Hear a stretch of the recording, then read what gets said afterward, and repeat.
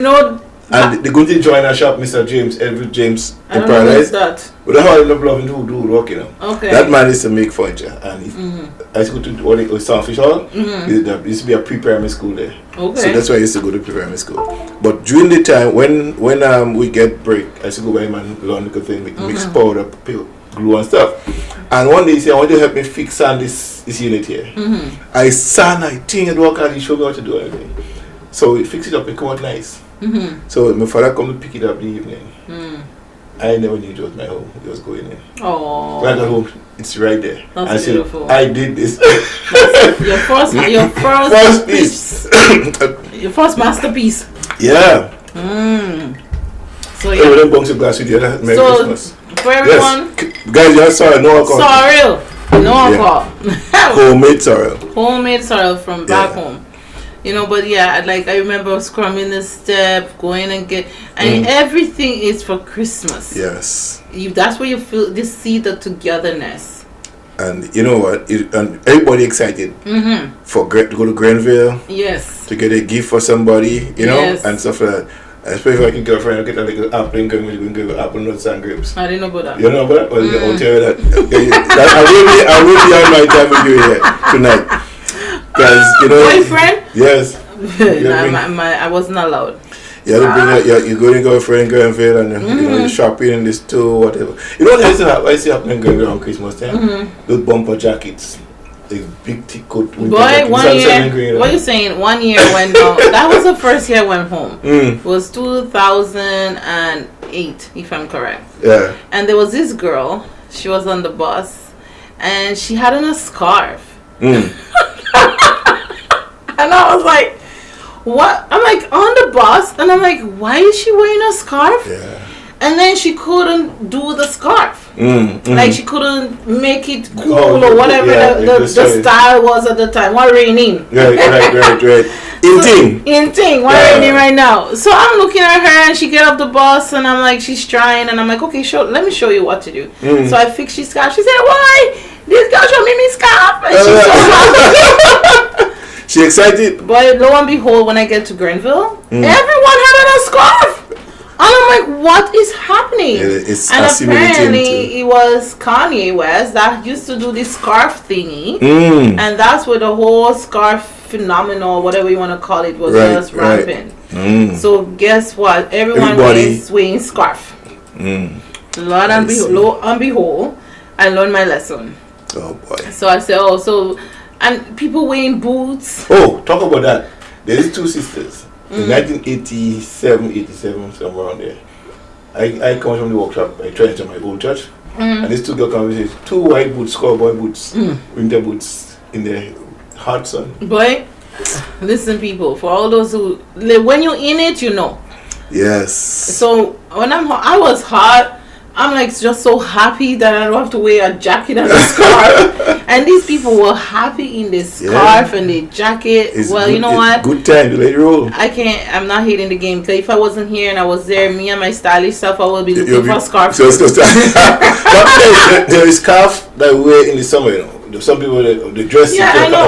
That's they're different. They are scarves. Okay, like the real scarf we put around our neck. Yes, okay, they were not. This is not Europe scarves. Not Europe scarves. No, we weren't doing the Britain. We weren't doing the patty. I know that was patty. No, we were doing American, North American weather. Right. I know. Yeah. Isn't that something though?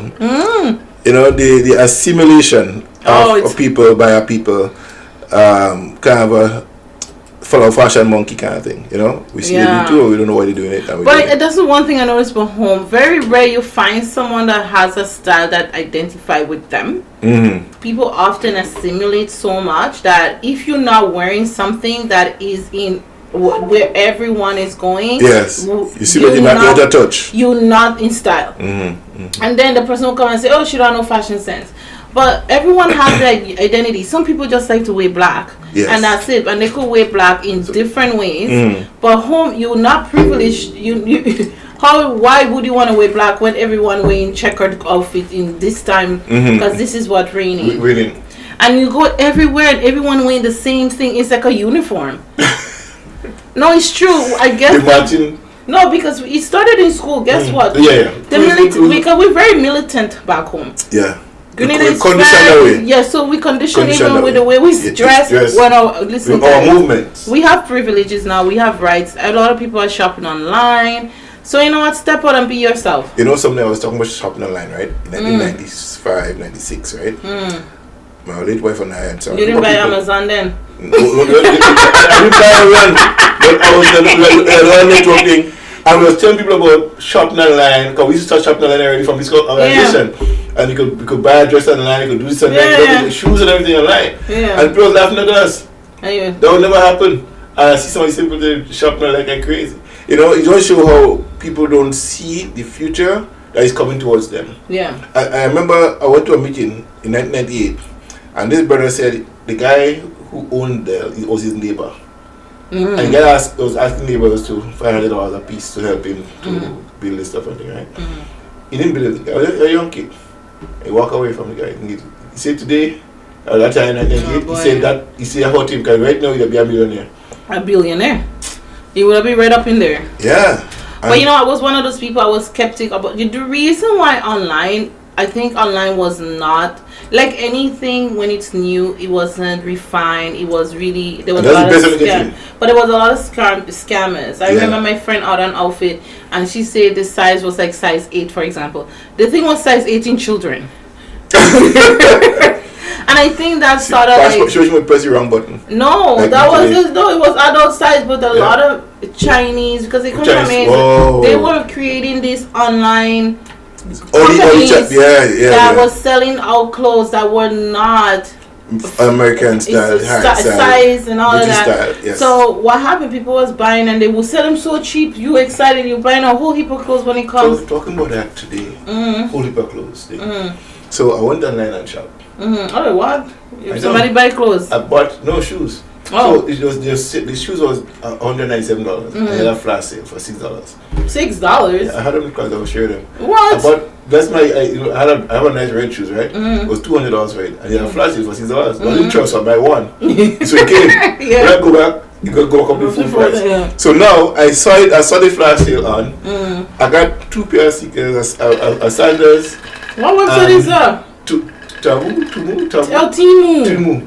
From the same company? Did you check to make sure it's the same buyer? I don't know. But you have to do that. I got my 4 pair of shoes. 2 sneakers, the sandals, and 2 dress shoes. So let me teach you about Timu. With $20? $20-something, and the other thing.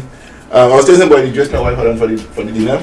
Don't worry about it. $13. Yeah, that's a nice dress. You see Timu. And good clothes. Yeah. Shoes is good shoes. Because Timu is like it's like a flea market online. Oh, yes, so yes.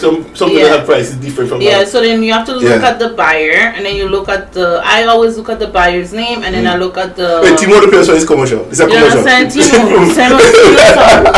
That's some money. So Timu, what they do, so the buyer, and then you read the reviews, and then people will post pictures. Right. So that's how I would know. Because the guy who introduced me to Timu. Well, you late. Timu. He's making money off, because.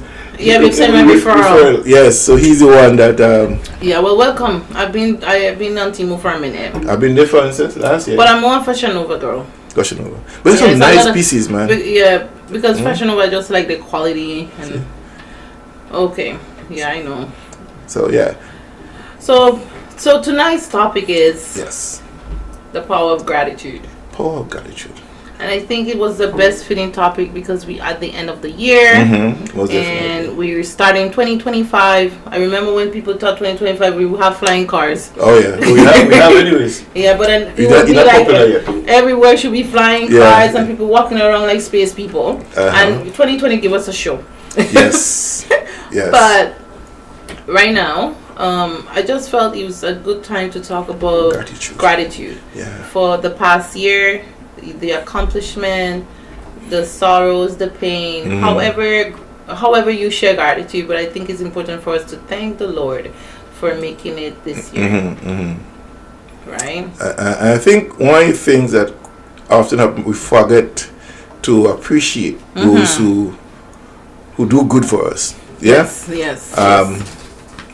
When we sit back and we recognize that where we come from, our journey to this point had many contributors to it.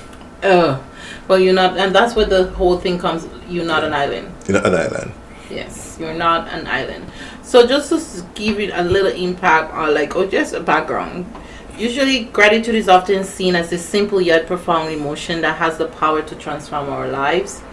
It is the practice of recognizing and appreciating the good in our lives, big and small, beyond just being polite, like a thank you. Gratitude is about fostering an attitude that seeks out the positive aspects in every situation, even in challenging times. Research consistently shows that practicing gratitude has a wide range of physical, emotional, and psychological benefits. From improving mental health to enhancing relationship, gratitude is a tool that can lead to a more fulfilled and a happier life. What do you think? You know what? There's a time in school when I was growing up, you had courtesy week. Courtesy week? I mean, courtesy, you show kindness, you show appreciation. Oh, I think I remember for that. People. And I think from there, many of my life style, my being, is always been respectful, being grateful and graceful to people. So gratitude is something I always harbor. To put up on the content of my character. Okay. You know, and so when you say character too, I always say the character is a jar, right? Yes. And the contents is in there. Inside there. And one of it is. So what is gratitude? Okay. You know, and so your position in life, right? It is manifested by your character, your content of your character, your behavior will determine how you lead and how you become. So gratitude is part of that. Okay. Character, content. Yes, so good. Perfect. So, let me share the live. Go ahead. Oh, we're not live yet? Yeah, you're live already. I'm sharing. I'm just sharing. Okay. Now. So, I would want to ask a question. It's like, how can, sometimes we talk and the words sound fancy and we say things and you're like, oh my God, you need to be gratitude, you need to write it down, make it clear, and every day journal your gratitude.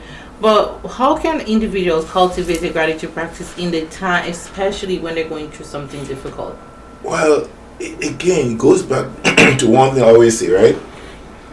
You have to be very conscious of the people in your circle that reach out in your difficult time. Okay. So you know something Jancy said many years ago. She met somebody and she was thanking them for it. You say, remember? She said, I paid attention to everybody who came around my dad. Aww. That is deep. Doesn't? And she was just like at that time she was just 5, 6, 7. 5, 6. Yeah? Wow. After her mom died. Wisdom. So 6, 7. So she was paying attention then. And when they tell us, she said, I pay attention to everybody that came around my dad. Yeah, so watching everybody. That's really good. You know, so she paid homage to the person for the kindness. At that time when you guys were going through a difficult time. Yes, and at the time she was innocent enough, but she still remembered. Yeah. But so in your difficult time, you still pay attention to the people who show up for you. You know, so you might be down on your luck. You know, but you're like, for example, there was a guy who was doing a training program, and there was a demonstration of a guy who was a very rich man, but he lose everything to gambling in Las Vegas. Everything, gambled everything. And he left the gambling and was going out, broken and broke. And he wanted to use the restroom. Better pay to go use the restroom. So he asked a guy for a quarter, and I gave him a flip in the quarter. And he was going in the store, somebody was coming out. And he wasn't left the door open for him. So the guy asked the reporter, said, would you be happy to see the guy that give you the quarter? He said, no. I want the guy to open the door for me. Wow. And from that, you see, he wanted to pay gratitude. Because he was down on his luck, he had nothing left. Yeah, nothing. But if that guy had let the door open for him, he'd use the quarter and still live broke. Yes. He'd take that quarter and went back and gamble. And he will. Wow. And he'd be back in fortune. Wow. So he still, I don't know if he made the guy now, but he's looking for that guy to show some gratitude. Yeah. So when you're down on your luck, when you're sick, when you everything, you lose everything, you have to still look for the people who say, John, I believe in you. John, I know you could do this. I know you're better than this. Let's do it. I'm going to help you. Even though it's bring water for you, to keep it going, I'll do that. And I'll pay homage to that person. For me, I would say I went through a lot in the first few years being here. Right. And there were a lot of people who was there for me and people that showed up.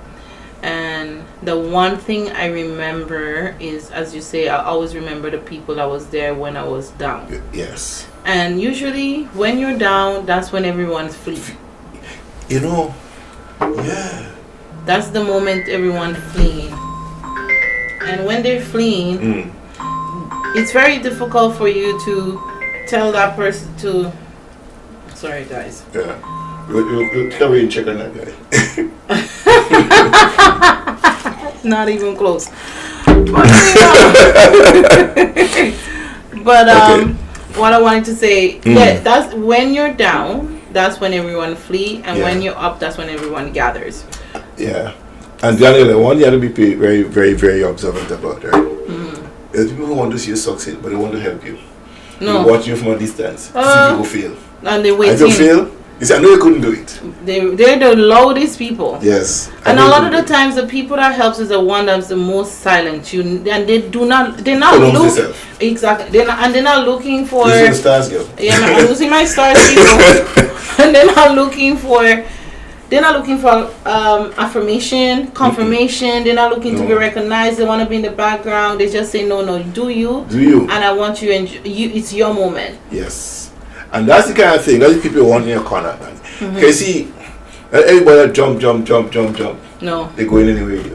You saw that, like I said, the noise in the market that you still the fish. Yes. You know what I mean?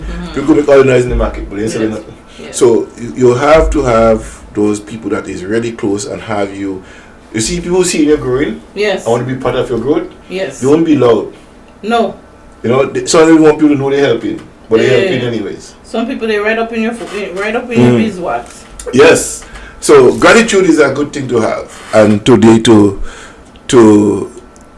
help is like a fuel to the person they're showing it to. Because when people know that you appreciate them and showing gratitude towards them, they will continue to do what they're doing and do even more vigorously. Because they're not looking for anything. No, but when they get it, they appreciate it. They appreciate it. Yes. Yeah. So I was saying when I was down and out, I had to first, as you say, you have to. It's the hardest thing when you cannot see the end of the tunnel. You can't see the light. In a tunnel. And it seems like when you're going through your difficult time, it's like, you know when they say when it rains it pours. Yes. And it just doesn't end. And you're asking yourself, when will it end? But in the midst of the storm, there's always a little light. Yes. A little light, something, and I think that's where God, and I always go back to that poem, The Footprints in the Sand. Yeah. That's one of my favorite poems. And I use that to say God is carrying me at this very moment, but God is not physically here, so He's going to bring someone. And that is the one I have to remember. That's my gratitude. And I have to stay humble. And then still thank God for whatever door you close, whatever is happening. I always have to say, you know what, God, thank you. Thankfulness, and thankfulness is a sin, right? Because He asks you to be thankful. It's a command. Yes. And all things give thanks. Yes. Yeah. So what they're going through, it's important to give thanks to God. Yes. To give thanks to the person who helped you. Yes. Because it's not just doing for them; it's for you also. It's help you to grow into your greatness. It brings out your greatness in you as well. A lot of times people think that, okay, I'm saying thanks to Him for what or her for what. It's really thankfulness is saying thanks is for you. It's for your spiritual health and spiritual well-being. So don't be afraid to say thank you. Always remember to say thanks to somebody when they reach out to you. And doing good is a great thing to do good for people. Never miss an opportunity to serve, because servanthood is one of the greatest attributes to humanity. Servant, and not so in a derogatory way, but being of service. Jesus said when He was asked, by James and John, can we sit on your left, on your right in the kingdom? And he tell them, you don't know what you're asking. Because the left hand and my right hand is not for me to give, but for who it is prepared. He said the Son of Man didn't come to be served, but to be of service. And so if you want to be great, be a servant. So the task of humanity, Jesus command, is to be a servant to everybody. So when you're a leader, you have to be a servant leader. You're ready to serve mankind. When a lot of people have in leadership, but they're just positional. They're not servant leaders. They're positional leaders. What I mean by that, when you're a position leader, you only care about the position that you hold, the title that you hold. You focus on the title and serving people, and that's a dangerous leader, because he don't want to be removed from that position. But a servant leader will create the environment for other leaders to serve and become leaders as well. Because the more leaders you have, the more servants you have, the easier the task. But if a leader is maintaining followers, he's a weak leader. Because a leader must be able to transform the life of his followers into greatness and teach them how to serve. Because when you're not there, your work should still be going.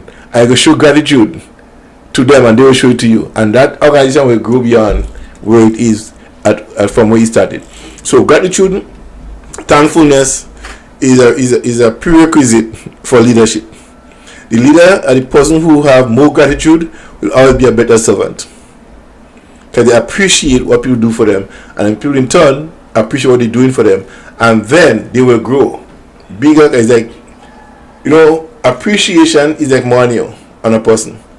It builds that person's character. It adds to the character. The people get a taste of the content of their character, because it's in them to give. So what is inside of you, you can't deny yourself it. It has to come out. So sometimes you see people do something, I see something that's in their character. You don't make it up. The content of it. That's why Martin Luther King said, one of his 4 little children could not be judged by the color of their skin, but the content of the character, what's in them, is what he wanted to be judged by. And I say this to say that your attitude, your gratitude, is what you'll be judged by, and you have to be able to have good character traits, good content in your character. Thankfulness, gratitude, peace, love, servitude, all of this stuff is part of your content, of your character.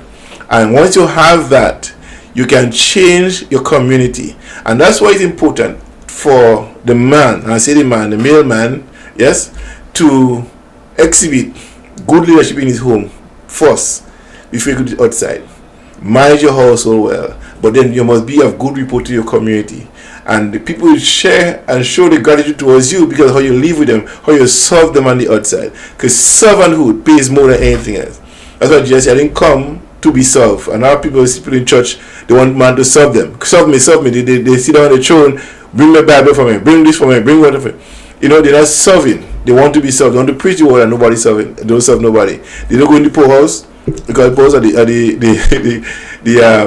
home for the aged. We call it poor back home because it's poor, right? But the home for the aged, the prison, the hospitals and stuff, they don't go and visit those stuff. And very few leaders, pastors go to those places and the prison, right? But they should spend more time there in the prison, on the streets, doing all the missionary work. And then your gratitude will be in full effect. But at this present time, we find very few leaders that exhibit great gratitude to their people. All is about power, positional power, not servant power. And when you're a leader who doesn't have no servant power, you become a dictator. Because all you want people to serve you, and if nobody is serving you, you don't tolerate them, and they will become what I call a very dictatorial person. Because people would fed up with you if always want to be served. Always want everything about you. People would never follow. They will drop off the wagon. So you have to be very careful with praise as well. Because sometimes people get praise and power go to the head, and they don't want to they want to humble, they want to come down. And pride is what kills a lot of leaders. Okay. Sorry about that, guys. My lady went to get she fixed. Yeah. I wasn't getting on live. Yeah. Oh no? Yeah, because after the call came through. Oh, you cut up. Yeah. Yeah, you put on do this stuff? I don't know how to do that one. Oh, let's go to settings. Okay, correct it. Next time. Alright, folks, my Daniela is back here. Oh, my little. And all my things are falling apart. She Christmas, we just celebrate all the lights.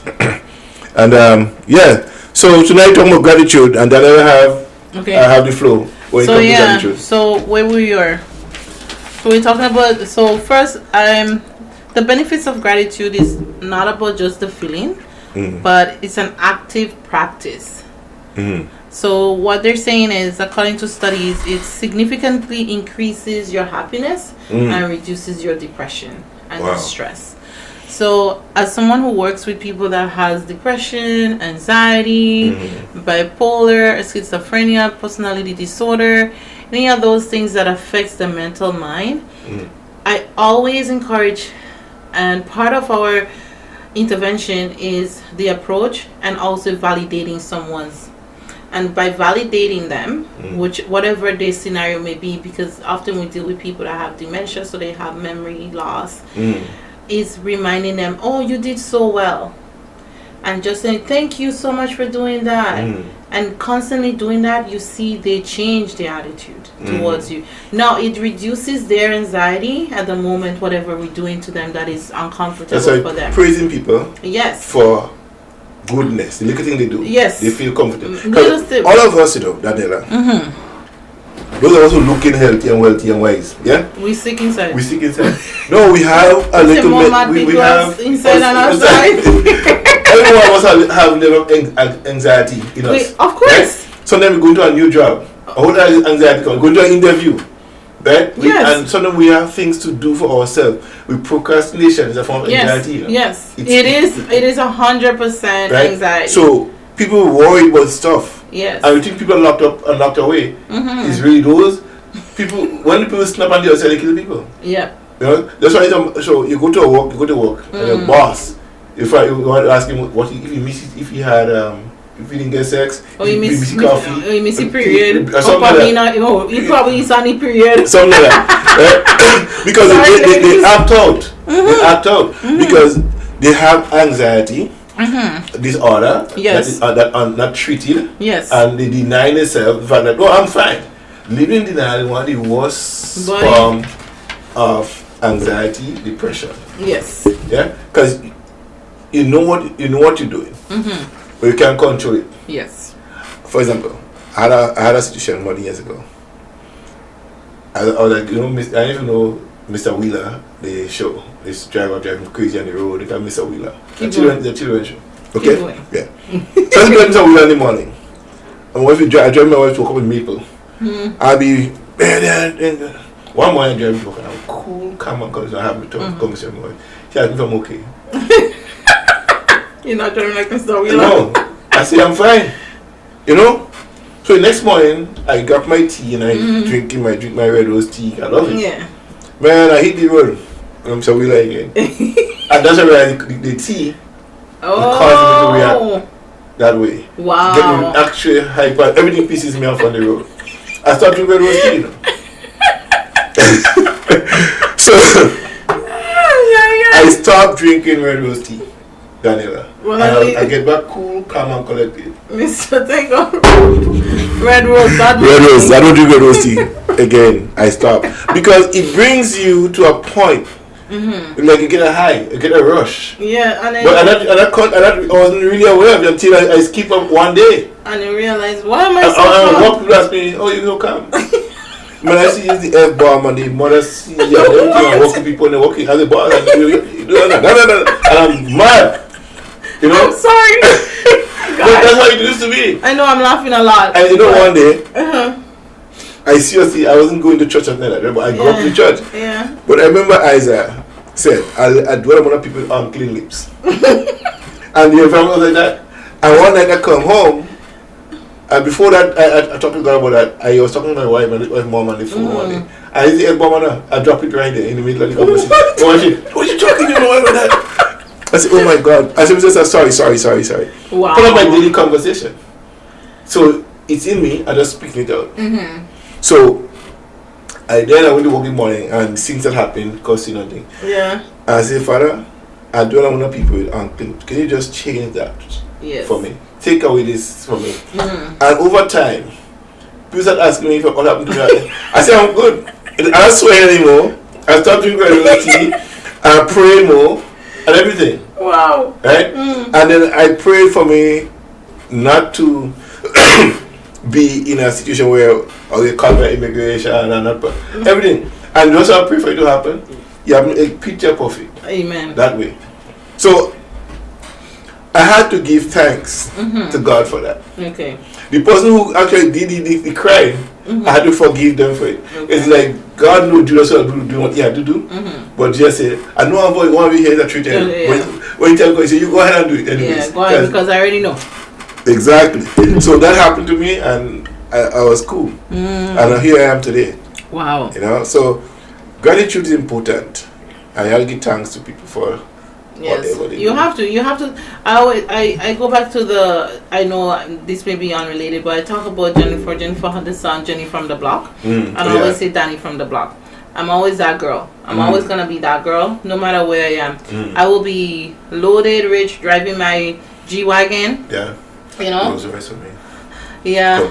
Red top down. Yeah, Rolls Royce. I wanna be high off the ground. You know? I'm a low rider.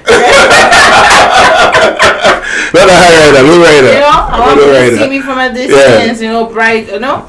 But I will always be that girl, regardless, because I always remember where I came from, where I was. I always remember that. So I guess humility has a lot to do. And then also my mom also reminded me when I was much younger, where never look at what somebody has, because you don't know what my mom told me the same thing. Because I remember I used to cry when I used to see other kids. They were able to wear different clothes. They would be able to go school fair, and they have all these nice clothes and thing. And I had one pair of shoes for, you had the one pair of shoes for church, for school, and you don't even have shoes for anything else. Yeah, just a school shoes. Just a school shoes. And then you go somewhere and as with amongst your peers, right? You don't stand out. Your clothes are fresh, as you say. You're not in style. Yeah. And then that affected me and my self-esteem for a long time. So as a child, you covet because you don't know. It's nature. It's something else, right? Yeah. But one thing my mothers always say, and I think with us growing up, I always say they had access. The parents had access to things. Oh, you did? Yeah. I know. We had lands. So the land produced cocoa and stuff. We always had money in the house. We always had sheep and we always had food in the house.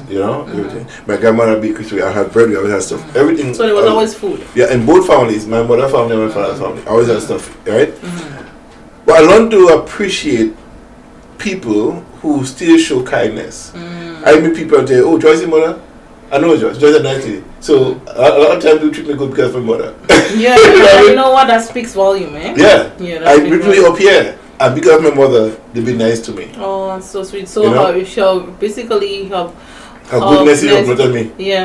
You know what I mean? It precedes, because that's what everybody always say. Whatever you do, gonna follow the child. Yes. It's so funny. But we focus on the bad things, but we don't do what the good can do. By you doing good, it follows your entire generation. I meet people and I cannot find them. Say, when they know who I am. Oh, you see, look at boy that's been in and the content is stories of this. You remember that? And people say, Miss Joyce is your mother? So right there. So right there, people start looking at me differently, start treating me differently, because my mom had laid the foundation. And they say, "Oh, when I go in the store and I need this, you always give me." If I don't have enough money, it's no problem. So people, you do things. It comes back. You don't get it right away. You may not be the beneficiary right away, but your children will be the beneficiary of it. And that's what I'm saying. Whatever you're doing, do it for your generation. Yes. Because rejection of knowledge affects 3 generations in yours. That's a lot. Yeah, 3 generations get affected. And Miles Monroe said, if you want to know how well it was a parent, watch your grandchildren. Because your children will teach them what you taught them. So the result of your training will be going to your grandchildren, not to your children. Because they're the teachers to teach the teacher. So the grandchildren are the student. Your son and daughter are the teacher. But your grandchildren are the student in the class of life. So what should you see your grandchildren reacting and living? It'll be a direct result of how you train up your children. Wow. I know. That's a very deep thing. There's something else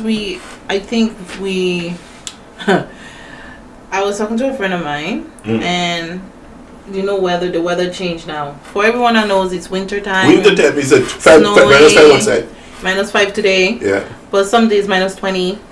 So a couple weeks, you remember when that weather was just cold? Yeah. Oh my God, for whatever reason. I get in the car. Yeah. I'm ready for it to work. 2-3 steps, boom, I'm inside. Oh, you're lucky. So, and we were talking, and he's like, yo, remember the time we used to take bus? And we talk about aging, like now we're in our 40s. And he was like, I remember when we used to pray for the car. Yeah. And now you have the car. And I want to say there's people out there that's praying for what you have, and you rejecting it and cursing for where you're not yet. Yes.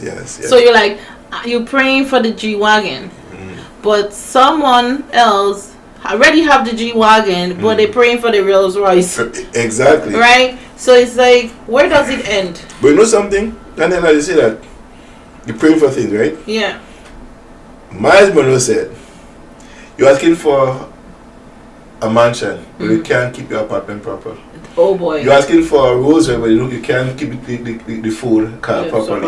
You want for a motorbike, but you can't keep the bicycle clean. Yeah. And how God will trust you with bigger things. Yes. So you gotta be good at small things. So that's where the gratitude comes in, and exactly what I was coming at. Yeah. Thank you for basically linking what I was saying. Yeah. You have to be grateful for where you are.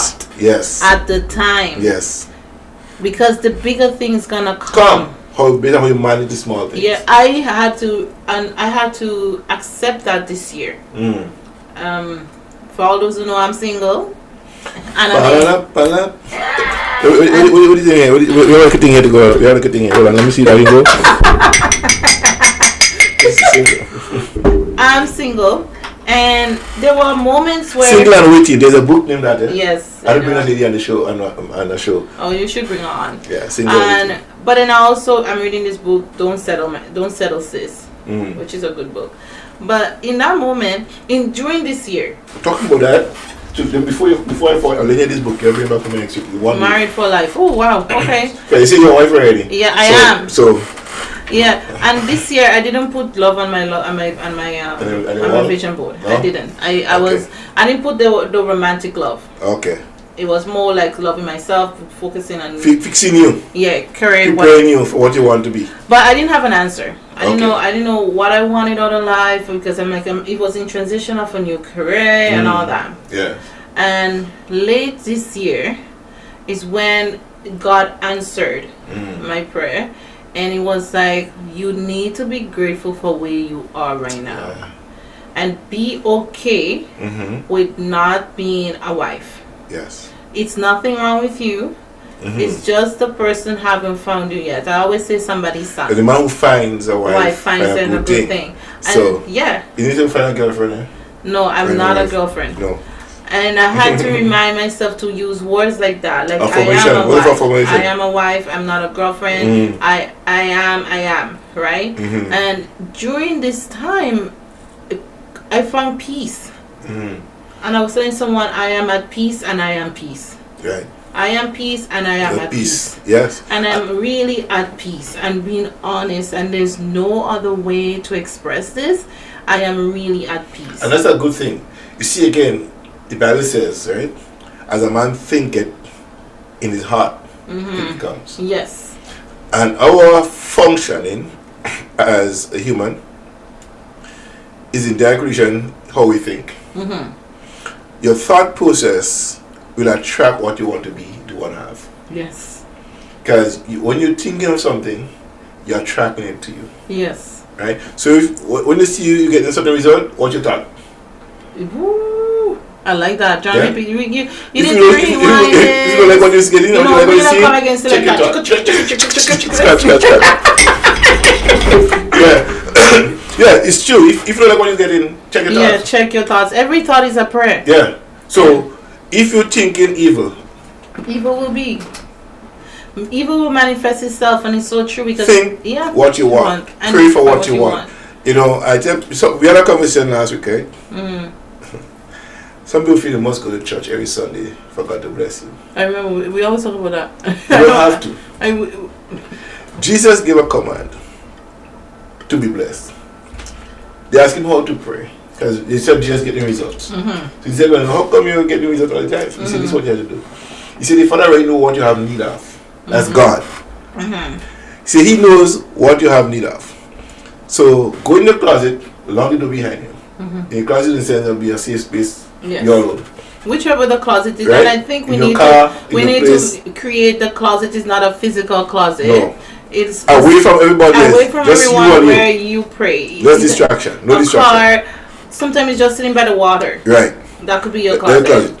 But there was part of that safe place. Just get in your closet, close the door behind you, and talk to your Father. You say pray to your Father. No say talk to your Father. Thank you. Because you already know what you have need of. Yes. Just tell him.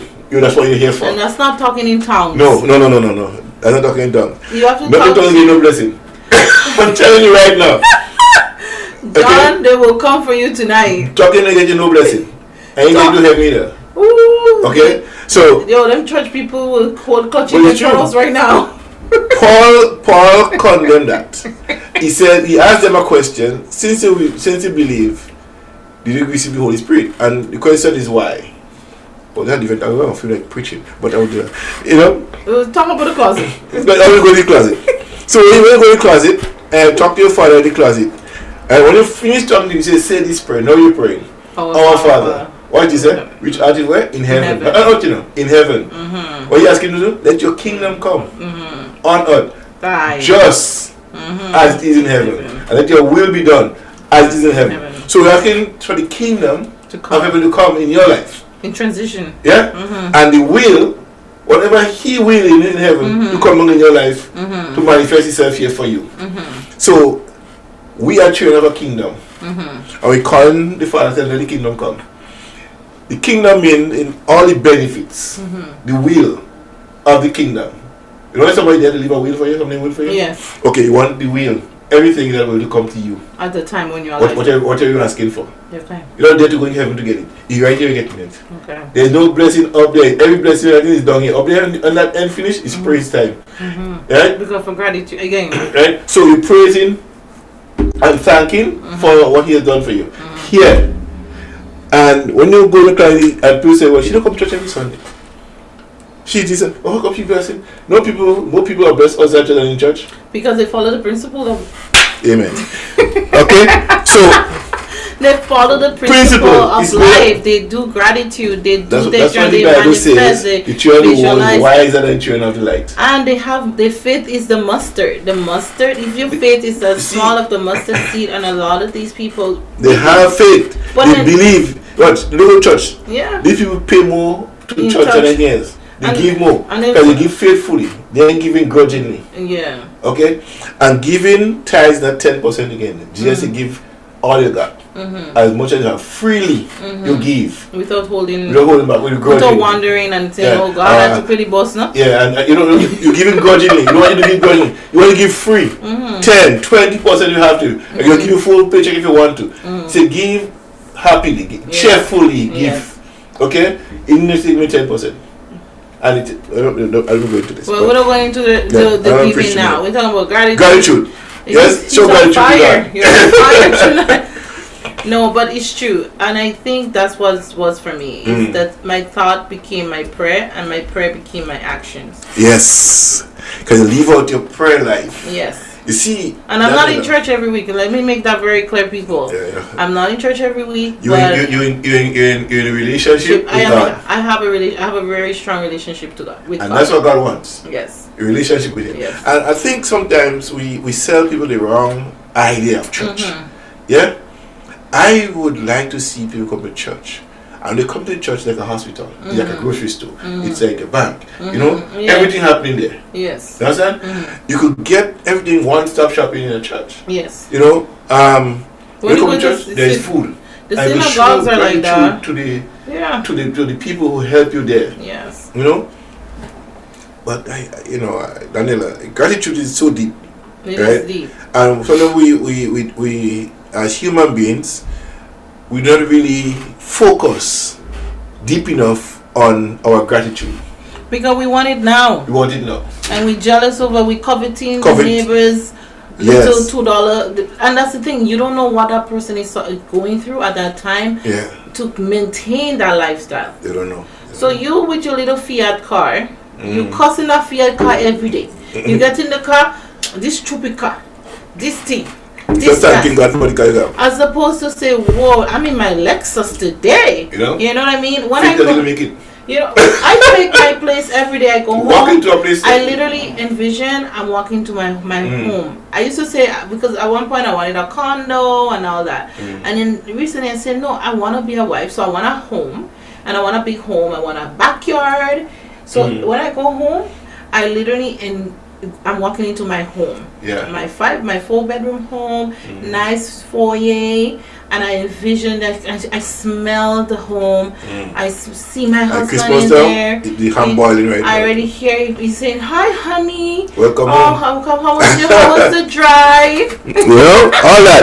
All of that. Oh, I'm ready to go make dinner. I envision that. And I have a key on my thing. Sometimes I put that key in. It is blank right now. But I will put the key in the door just to mimic again. Make it happen. Yeah, I am going home. I'm going to a home of peace, joy, happiness all the time. And I have to be that.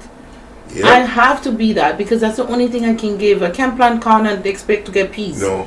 Okay. I'm going to say that because our blessing, our receiving, again, is in direct proportion to our thoughts. Yes, 100. Right. So when we sit back and we look at life, right, we could actually, without these physical eyes, you can see what you want happen to you. Yes. So vision is different from sight. Right. Sight could be a very distracting thing to your vision. I think Miles said the greatest enemy of your vision is your sight. Can you look at what your circumstances? Look at the circumstances with your eyes and say, I have this, I don't have this, I don't have that. You start doing what you see. What you see. Imagine you're blind. But your vision is still, your head, eyes, your mind's eyes is seeing and tracking what you want. So close your eyes for a moment. Take out of all the noise around you and envision yourself being in a place that you want to be in. And also often do a meditation and see yourself being in that place. I didn't want. It's scary. It's scary because it happens. It happens. You'll get what you want. Yeah, it happens. Can you live in the moment? You are in your mind's eyes. And and it's funny when it actually in fruition and you in the moment and it's happening, you don't realize it because it happens when you least expect. Yes. So it's gonna be. I envision myself speaking at an event. I'll be so busy. Oh my God, I'm so happy to be at an event. Da, da, da, da. And then when I finish the first event, I'm like, wait a minute. Wait, I envision myself here, this very moment, at this stage, in this facility, speaking on this topic. Yeah. Wow. But then that's why I say you have to be intentional every day. You have to be. You have to be intentional about your life. We can't live our life just loosely and aimlessly, all in the name of I don't care. I don't. Yeah, and that you see that thing, that attitude of I don't care is a dangerous attitude to have towards your success. It kills it. It's neutralizes you moving forward. Yes. I go and walk, right? And when I talk to people, oh, I don't care. And I know they don't care. They exhibit it because that's what you are. That's what they are. You know, I walk into this place and I see a pot thing, a container full of spray guns, and that one goes about $1,500. Jeez. You have about 10 or 12 at this inside. What did they missing? A liquor spray and a needle, which is probably $15. That's that. The other thing I see, people don't carry that theirs. Yeah. Oh. And okay, I want to talk no about. Gratitude at all. I want to talk about something right now, and this is for people back home. I want to be very clear, and because this honestly pisses me off. people in the diaspora, we are working hard. There's jobs that I know for a fact a lot of people would not get up from their bed and go do this job. Do it, yes. But there's people that live here that's doing jobs we under unemployed. Yes. We're doing jobs that is beneath us. Let's just keep it real. Keep it real. Keeping it real. Then you're gonna call and ask for a Nike shoes.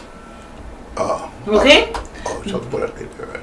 This person who is here, they can't even buy Alibaba shoes. No. Right? But then they decide, you know what? It's my family. I want to make sure, because we have this notion that when we travel, we have to support the whole generation in the neighborhood. You don't have to do that. Guess what? No, you know. Take your little $2, you pack a barrel, you call everybody, you ask them, this one want Nike shoe, this person want this, they want that, they want the latest jeans, they want the jeans with the cut up, they want $67 for shoes, for those shoes in them. And that is not something making. Don't talk about $67. I'm telling you $400. What you talk about? It's knock off one. You and your team. You knock off one.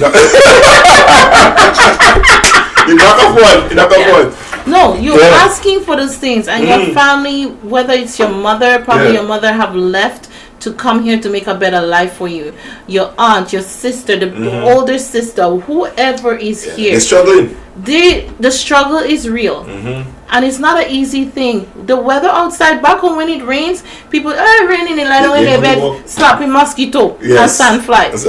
When the snow is up to your knees here, and you still gotta get up and go to work. The boss doesn't care how you get to work. No, that's not. But guess what? You're gonna send a shoe for that person, and then less than 3 months, this person will start walking with the shoe outside, mashing down the back of the shoe. They're going out the nice t-shirt you send, everything you send, the food you send in the barrel, thinking, okay, I'm sending enough food that you guys could live off of it for the next 6 months. It finishes in 2 weeks. Family fighting over sugar, rice, flour, arguing. And then you have the audacity to say, my sister didn't carry that, she will send up for me. And then when she doesn't send, you see how she get bright. No. This is when we talk about gratitude. Be grateful for the little that the person sent. Because there are a lot of people here that can't, they cannot. It's tough. They cannot go to school. They cannot leave their job regardless of how their employers are treating them. All in the name to keep you guys back home happy. And our happiness is stifled, choked down. We feel guilty when you buy something. In winter, you need a winter coat, but guess what? Because you know, you can't. The best winter coat is probably paying maybe at $200 for a winter coat. But guess what? Because of you, you're like, Christmas coming up. Boy, I can't be bothered with that winter coat now. I need to be the barrel. Guess what? They do not buy that winter coat. No. Then they end up with that rip-up. They send the money for you. Some of us are asking for so much, and you're not saying thank you. You ever notice after the barrel come, you don't hear one sound? No one calls you. No one asks you how you're doing. Till the barrel finish. No, when I run Christmas, I mean, girl, I want in. I was watching something there, and they're like, something for me. I think I got this thing archive, so them send something for me. No, like this is where it really annoys me. Where so many family members take advantage of the family members are here, and it's the guilt game. Yeah, they make you feel guilty too. That is what's the thing they call it? Narcissism and gaslighting. And gaslighting. But you know what? I took out all the wood fire. So nobody can let me. I think that for my family, they don't put that type of pressure on me.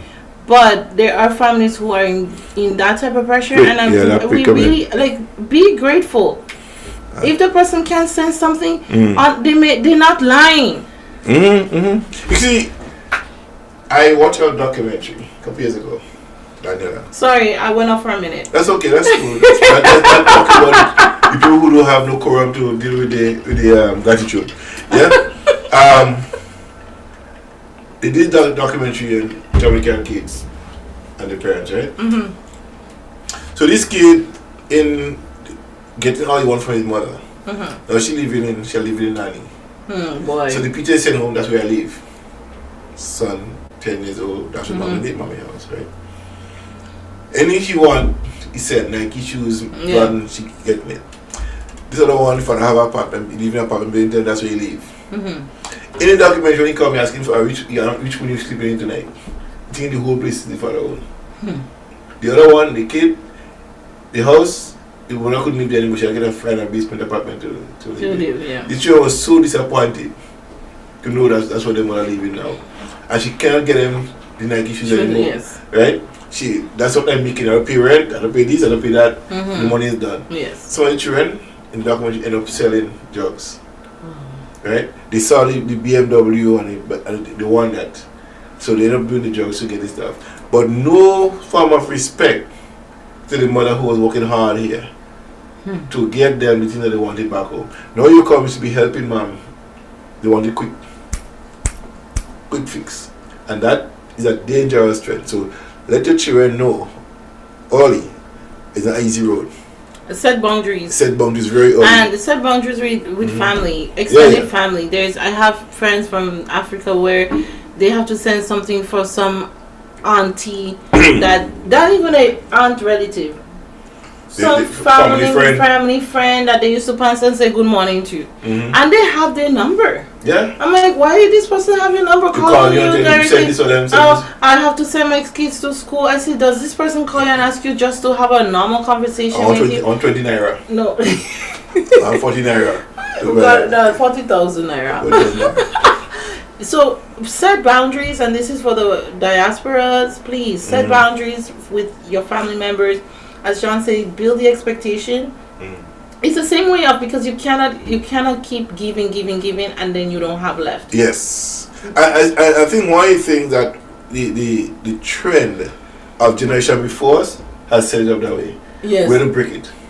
Yes, yeah, that everything they want you give, because you can't afford to give everything anybody asking for. That's and so then you're cutting those and spoil your face kind of thing. Thank you. And that make you put in a very ugly position. So you want to make sure that you have enough to keep you, to sustain you. Mm-hmm. You when you go on a plane, they tell you before you take care of anybody else, do what you do? You save yourself. Save yourself first. So that way you can serve other people. So if you want to be a good servant, you want to serve yourself first. Take care of yourself first. Do you first. And at that point, let's take a commercial break. Century 21 grader, guys. Here it is. This holiday season, experience the warmth and joy of Century 21. Whether you live on island or you're visiting, come celebrate the season of giving. Stop by our office at XL Plaza in Grand Anse for sorrel, black cake, and a friendly chat. Share your real estate dreams. Looking to buy, sell, or rent? We're here to make your property goals a reality. Visit c21grenada.com or call us today at 473-440-5227. Happy holidays, Century 21. Welcome home. Century 21 and Ola's Kitchen. Ola's Kitchen is open tomorrow from 10 until 8 o'clock. It's Christmas and there is going to have a lot of stuff right there. So come on down to Ola's Kitchen tomorrow and have some fun. We take a little para music. Come go to Ola's Kitchen tomorrow from 10 until 8 o'clock. I think 12 and a half para.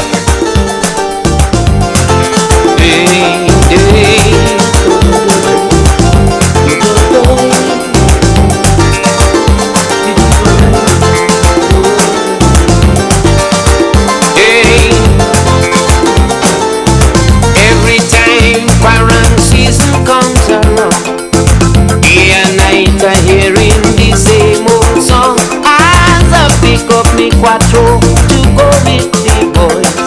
Before I hit the door, you start making noise. When they see I'm trying something new, I'm staying home with you. All the chores are helping you do.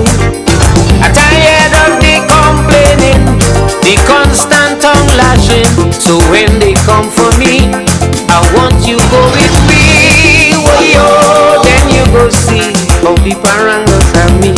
Wayo, now you go know why I love me parents so. Wayo, just come along, you do bound to learn the song. Wayo, then you go know why I love me parents so. Wayo, hey, come go, get it. Wayo, come go, yeah.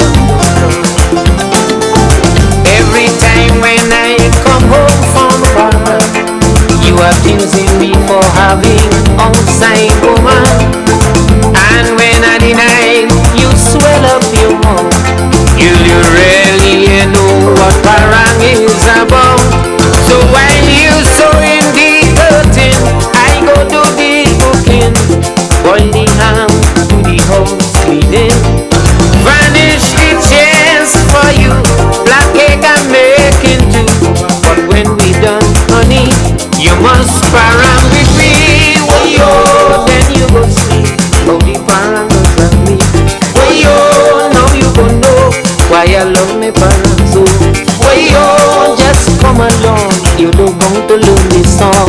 Way yo, now you gonna know why I love my parents so.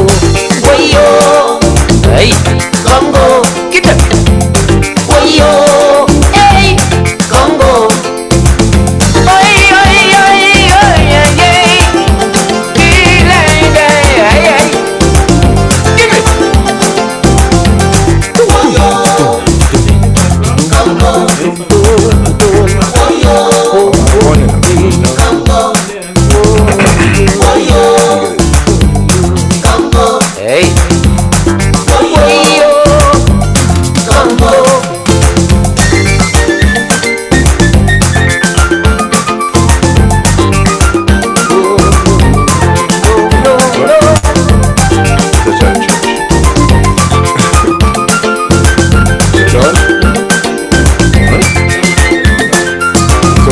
When parent music gets inside you, you don't want to hear about nothing again.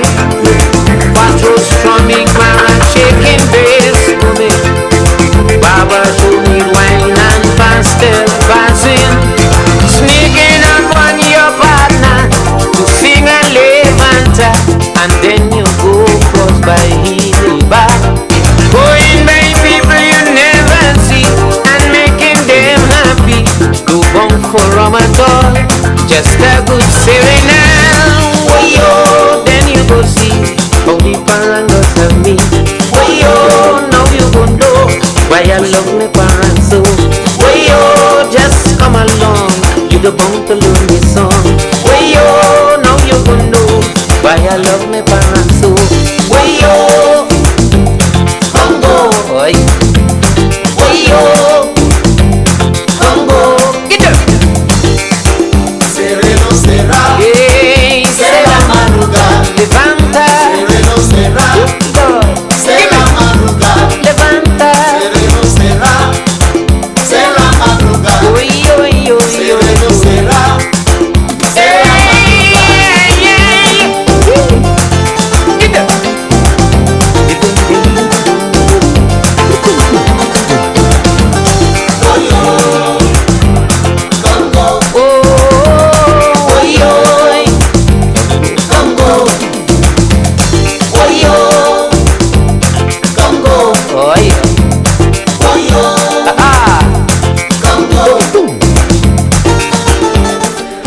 Yes, we back, black and beautiful, right here on GEMFM. We're listening to the Live the Dream Show with John Callis, the Sheriff, and Daniela James, Nurse D. We're talking about gratitude tonight, and we really touching. And I think my friend here, co-hosting, get emotional there. She got to drop a bomb, but she had to do it. Sometimes I do your nation. Yeah? No, man, just need to set the record straight. No, I just don't like when people they're stressed out and then they're going through depression, all in the name of sending stuff for family, and families are not appreciating it. Yes. And then they treat it like, oh well, like money going on through, we're just picking and 1, 2, 3, and then a lot of times when you see someone come home because they plan for that trip maybe a year, so they buying the clothes one. Some people are able to just pick up and go, good for them, but not everybody is on that financial level, and some people who's even doing that, maybe they're doing it through debt that we don't know. Probably the credit card debts are high. They're not really being honest, and they're not being honest. So you may see them coming and they're coming for 2 weeks, so they're able to have 2 weeks of clothes. Nice clothes, and they buy it in advance. Thank you. So you come in, so everything you're buying is brand new. So you look fresh, you look fresh. You fly, you doing your thing. When you come back up, you're back in your hot boots and your mash-up wig. For real. It's just the truth. It's true.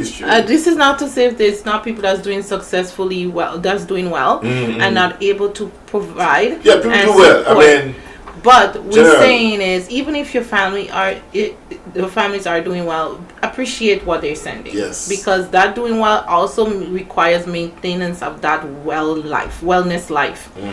That quality of life, that wealthy lifestyle requires a lot, because the more money, more problem. right? The bigger the money, the bigger the problem. There's more taxes to pay. Yes. Only Donald Trump able to save on taxes. You know, talking about that, a lot of people I was asking, they want to work overtime, and they see the tax deduction. Yeah, it's a waste of time. Yeah. So be aware of those things, right? So when it comes to gratitude and relationship, gratitude is a powerful connector. Expressing appreciation to others can deepen bonds, whether it is a romantic relationship or a friendship or even at work. Yes. Showing gratitude makes others feel valued and seen, which strengthens trust and mutual respect. In fact, relationship experts argue that expressing gratitude is one of the key components of long-lasting and fulfilling relationships. There is a doctor by Dr. John Gottman, who is a renowned relationship researcher. He emphasizes that the importance of expressing gratitude by saying compliments and expressions of appreciation can go a long way in making marriage or partnership thrive. Yeah. You know. So express gratitude to your wife when the little things. You know. You do for them or for him. You know what I like when I come in the morning? Like you see, it's snowing right now. And my car is clean. Woo! Okay. I love that. I'm just saying, I'm putting it out there for my future husband. Just remember, I like my car, because I hate washing cars. And this cleaning of snow. I'm the one of those people that drive on the highway with the snow. I know what you mean. Not the top, but on the wind.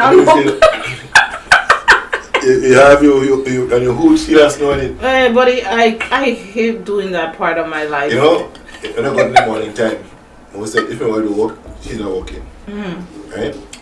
When I be here be on the radio doing a show or something like that, she only clean my car, everything done, wash, wiper, clean out, car start warming up, I just drive my car going. Yeah. That's what my wife do for me. You see? And I tell people, some people say, some people ask me where get this wife from. She cut the grass. She look from the cut the grass. When she home and the snow fall, she takes the machine out and she clean this, plow the snow up and I don't know. That one passed me. But she does everything, my friend. Summertime she cut the grass. What? Yeah, she paint the fence, the wall, the railing. All of the black is paint up there. Oh wow. I come home evening and that is done. The step was nicely done. She showed it over again this summer coming. She bought this stuff. Wow. 3 different level of grade to put it in.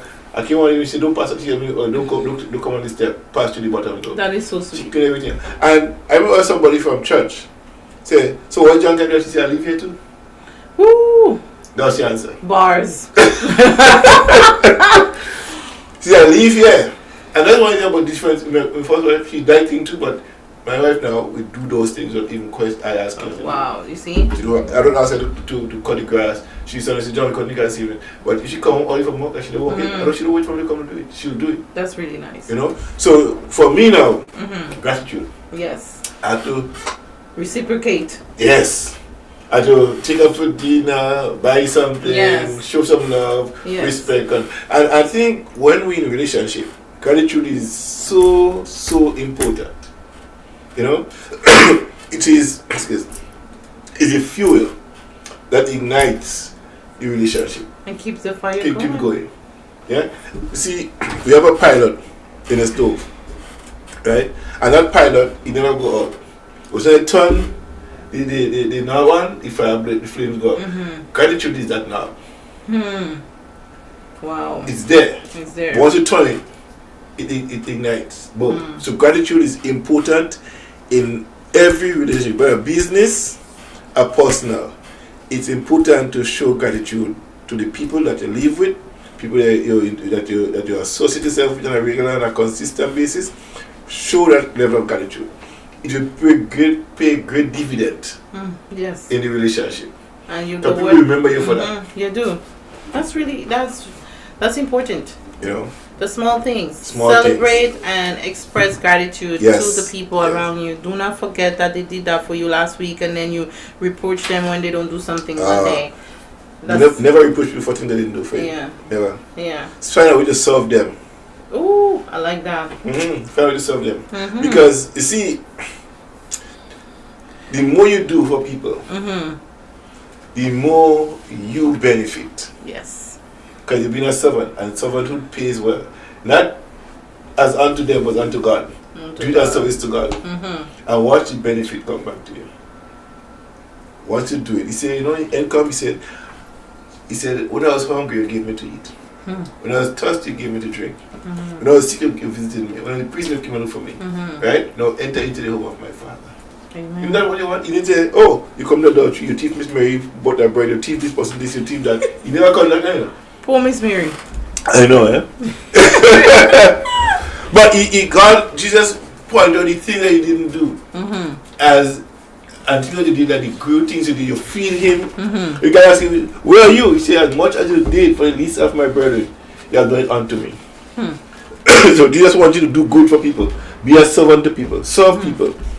Show gratitude. And pay it forward. So there's, I know it's time, like now in the time of Christmas time, which story in the Bible would you say was the epitome of gratitude? Which story in the Bible? I would say the 10 lepers. That was a good one. That was the number one. Return to give thanks. Out of the 9, 10, one came back and gave thanks. Another one is the Good Samaritan. He showed grace to the injured. And he said, when I come back, I will pay more days more.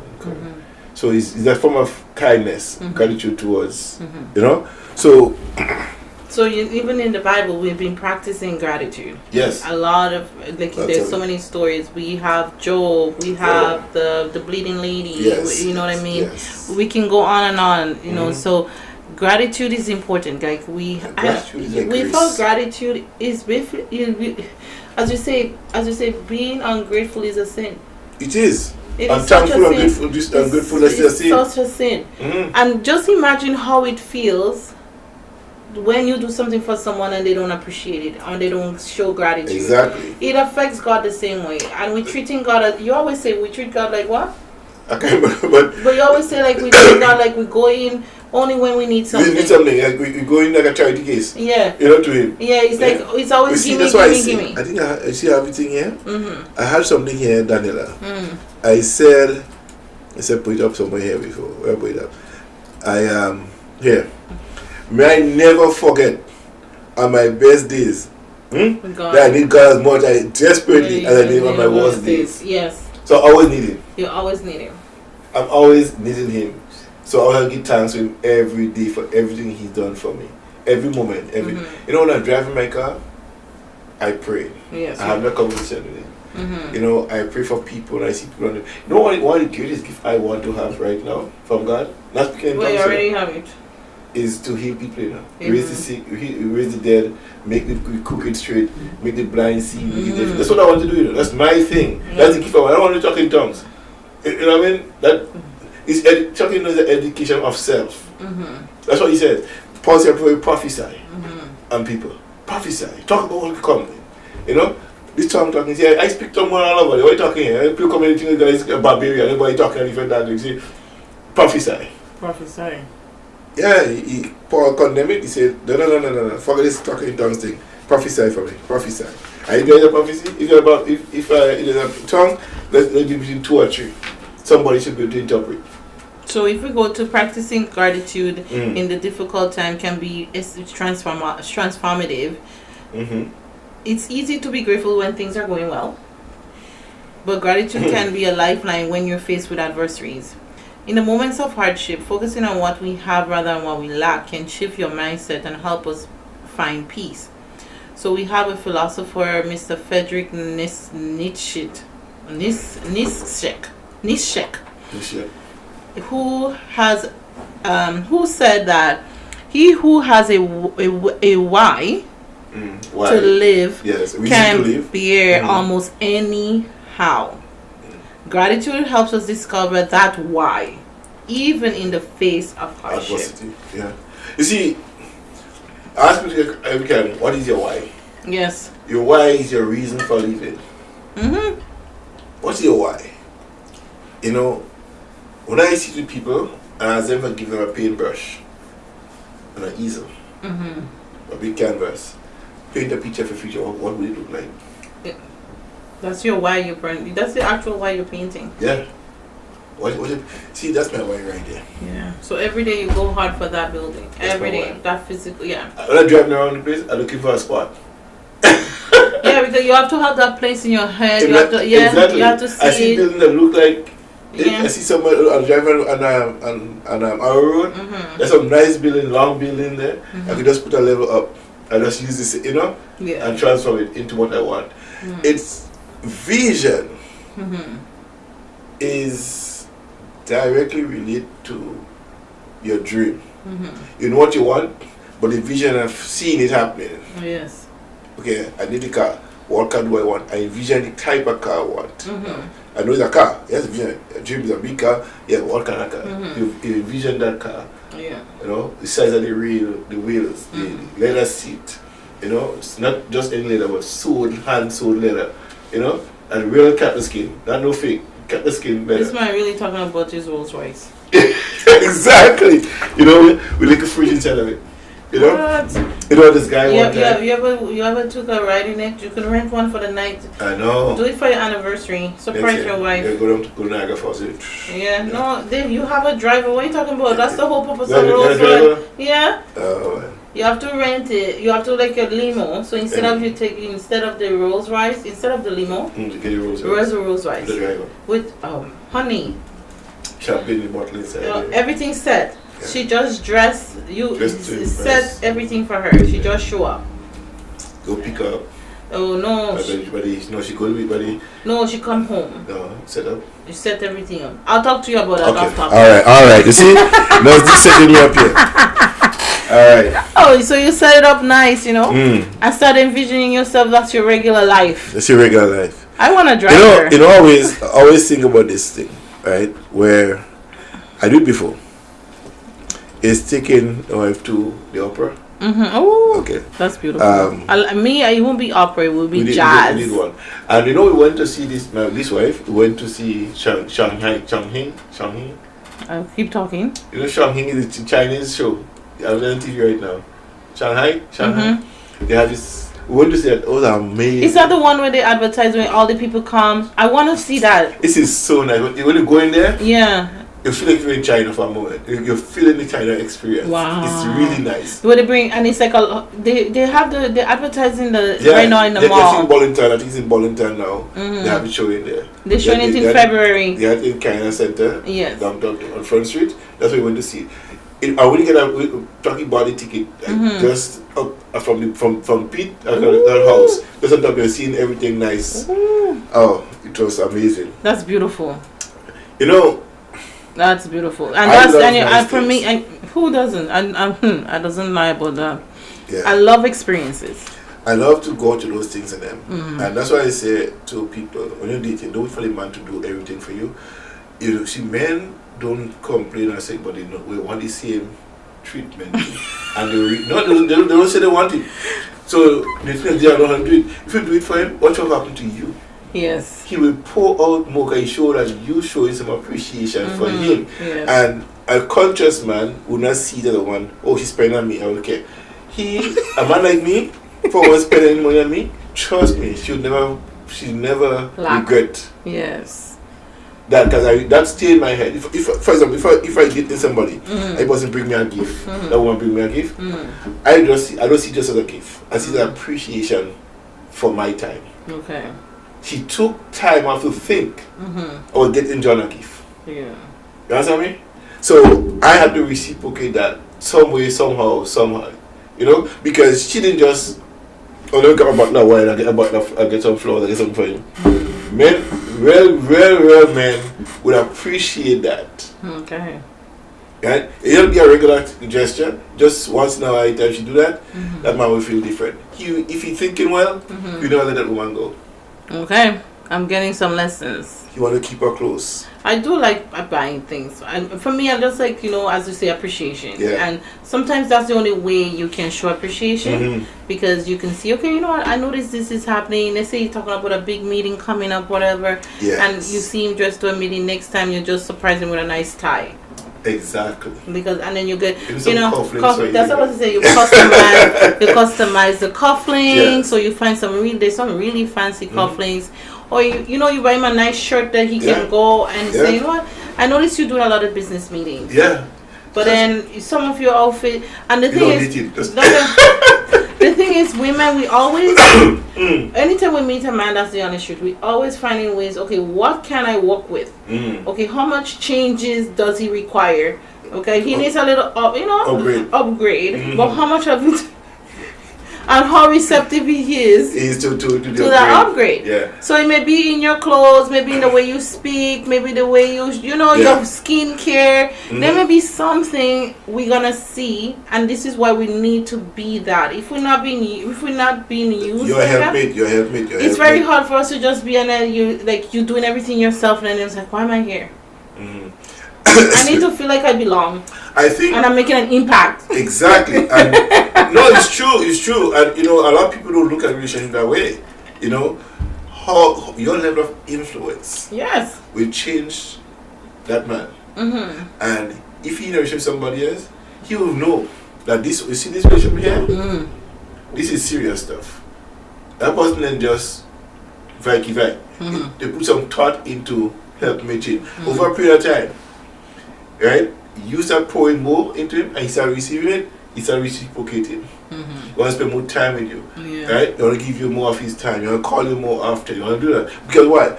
You become a conscious person. Yeah. That don't just see him as just a boyfriend, but see him as a person that of interest. Yes. He no longer a suspect. He's a prospect. You know what I mean? And you vice versa. You're a suspect, you're a prospect. You're a suspect and you're a prospect.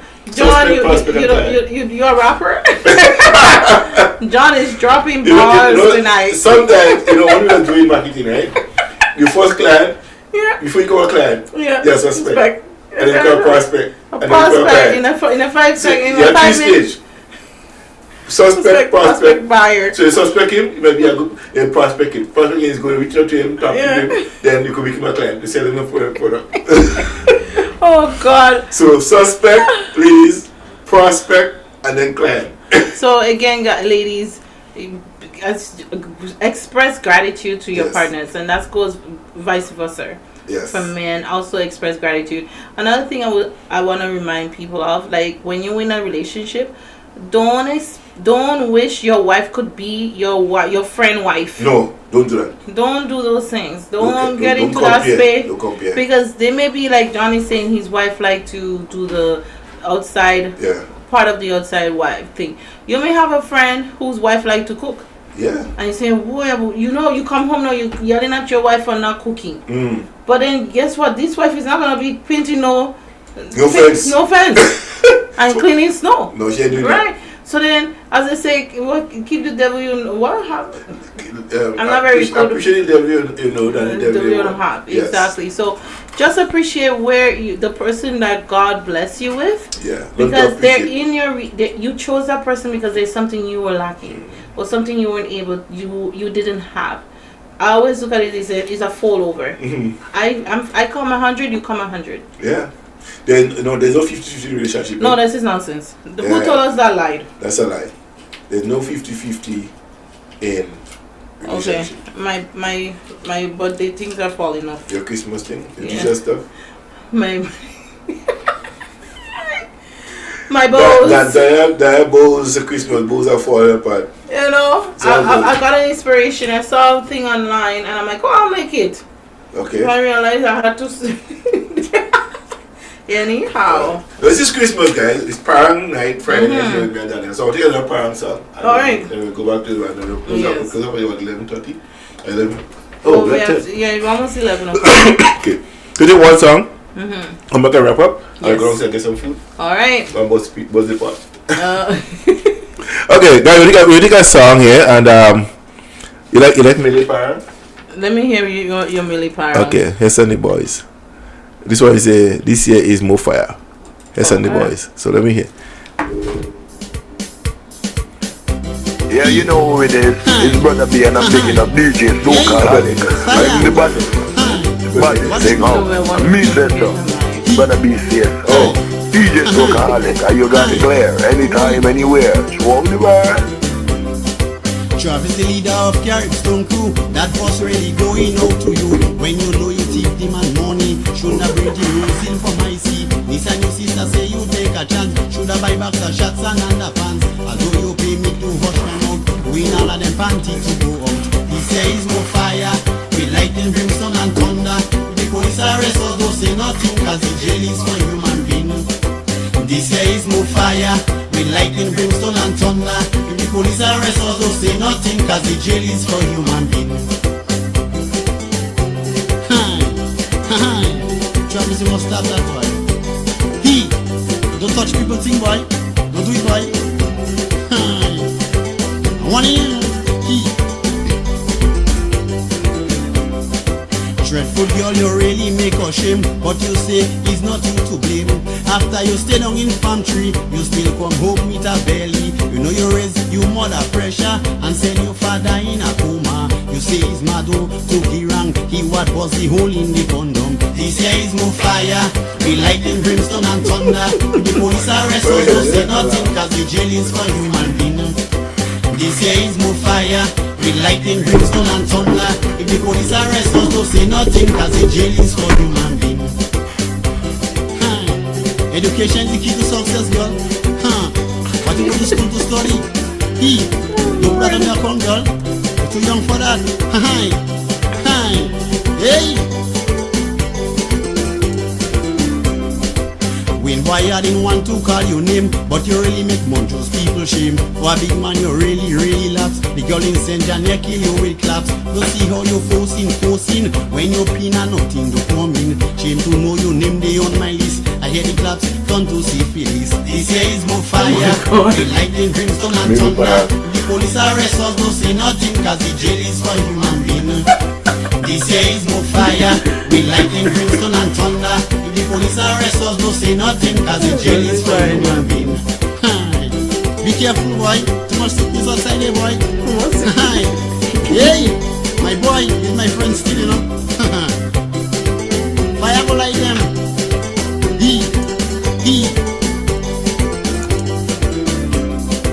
Shot girl, you must really use your head. Every night shot girl peeing in bed. She can't even bed properly. When she bed, she still smelling pee. She do know WAS stand for was, but only fight for what not has. You know that the paper sap, yes he don't hard, but it's not the right thing to use for pad. This here is more fire, with lightning, brimstone and thunder.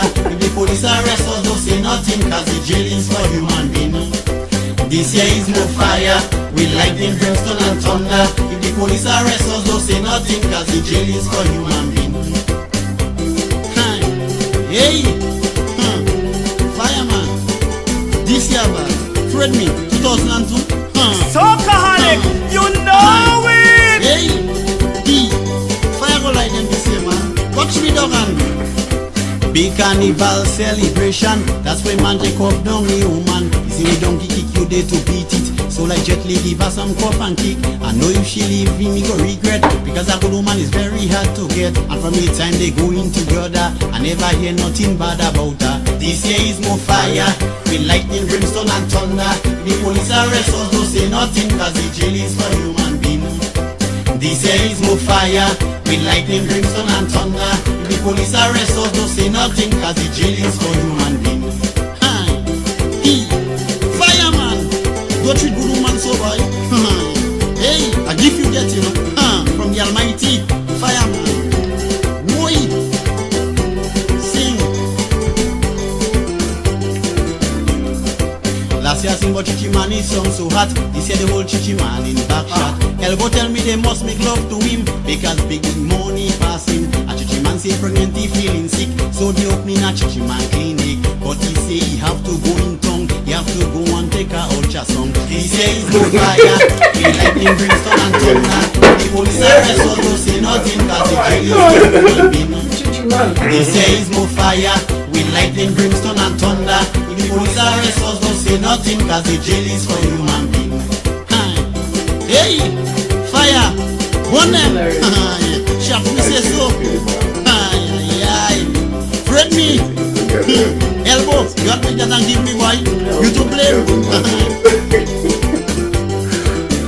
That policeman, they really want some prime. Drink by a grand bob and they one time. Yes, he say he kill you without doubt, but you know the woman in town now. You know he end hear the two policeman ball. Know that thing nearly cause he death. Up to now we can't get back his head. This here is no fire. You know it's a beat Like for the the people.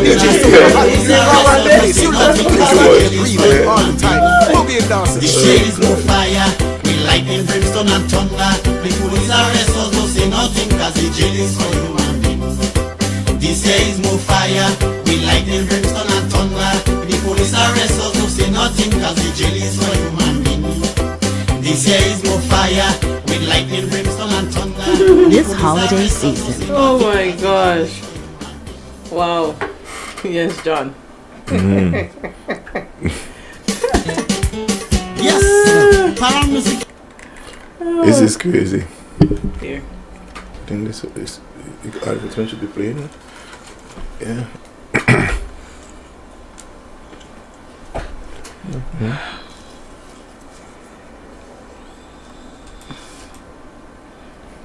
That's interesting.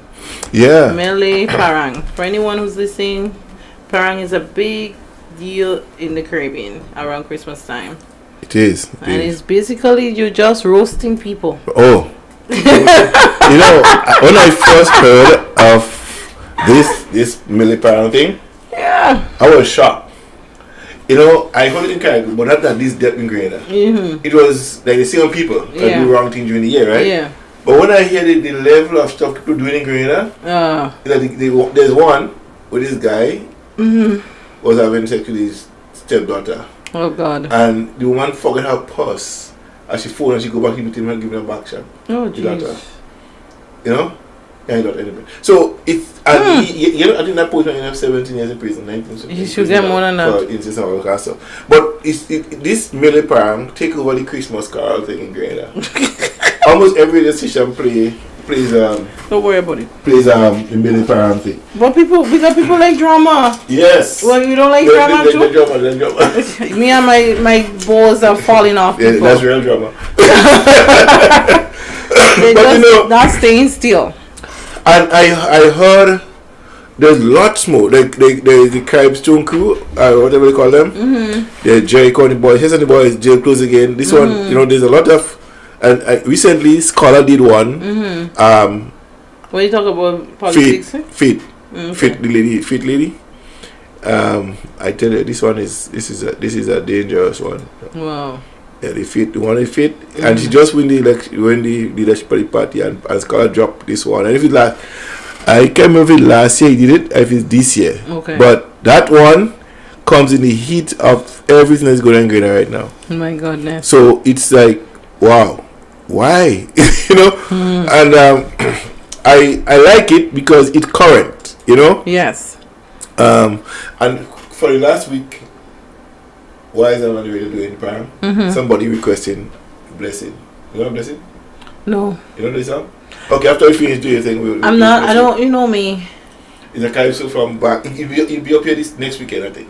Okay. And he has this song called "When You Leave Me," was a blessing. Oh yeah, I like that song. So every night, this lady calling and requesting this. So she really telling somebody, hey, since you leave me, it's a blessing. So I don't know what she ain't called tonight or text, but I don't have my phone. Yeah. But she always will say, call him, and she said, John, can you play this song for me, please? But you know what? When you're going through that time, there's some songs that just resonate and builds you up, and maybe sometimes that's for her. She need that. I had certain songs I would have on replay. Yes. And I was just playing that song over and over, just reminding myself, reassuring myself that I'm good enough. It's not me. It's not me. It's not me. And again, expressing gratitude in those moments. Exactly. I say, one day I'm getting stronger.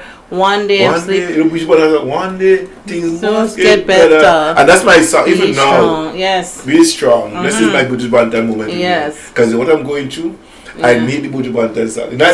Sometimes you need that. Sometimes you need. I just play in church. If there's some songs we listen to, those songs that are called worldly song, they're more spiritual than anything else. Because they come from a conscious space. Yes. You know.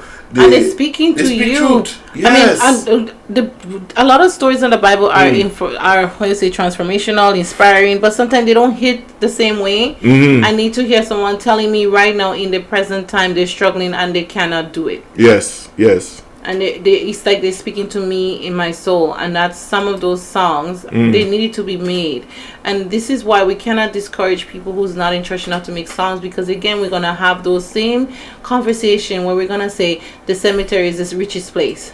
If we're not including and talking about other people who God has blessed with voices, writing skills, way to speak about things that you may not be able to put it on paper. Right. And you may need a song. Song is powerful. You know, that's the last thing that people that dies in someone. You know something? You know what's the last thing that goes in someone when they're dying? You gotta help me this one. The memory? No. What? The sense of hearing.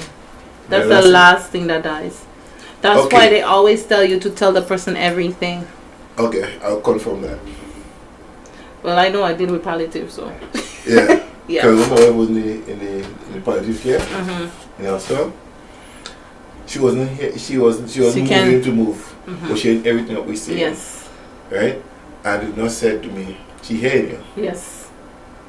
And even when she was in the house, we had a hospital bed in here, and people were saying certain things. She was going in and out. And when I came home, she told me exactly what they said. She didn't think I'm sleeping. I wasn't sleeping. Yeah. But I'm conscious in my hearing everything, but I couldn't respond. Yes. Until she came back into consciousness. Yeah. And so that is something that. So this is why part of when someone is holding on and they realize that they're not letting go, we encourage the family to tell them it's okay. Yeah. Because that's the last thing they hear. It's okay. You have to reassure them, I'm going to be fine. It's okay. We are happy. Thank you for what you did. And you basically give them that peace. Because some people on the dying bed, for whatever reason, they're uneasy. You know something my pastor said to me when I went to visit my wife?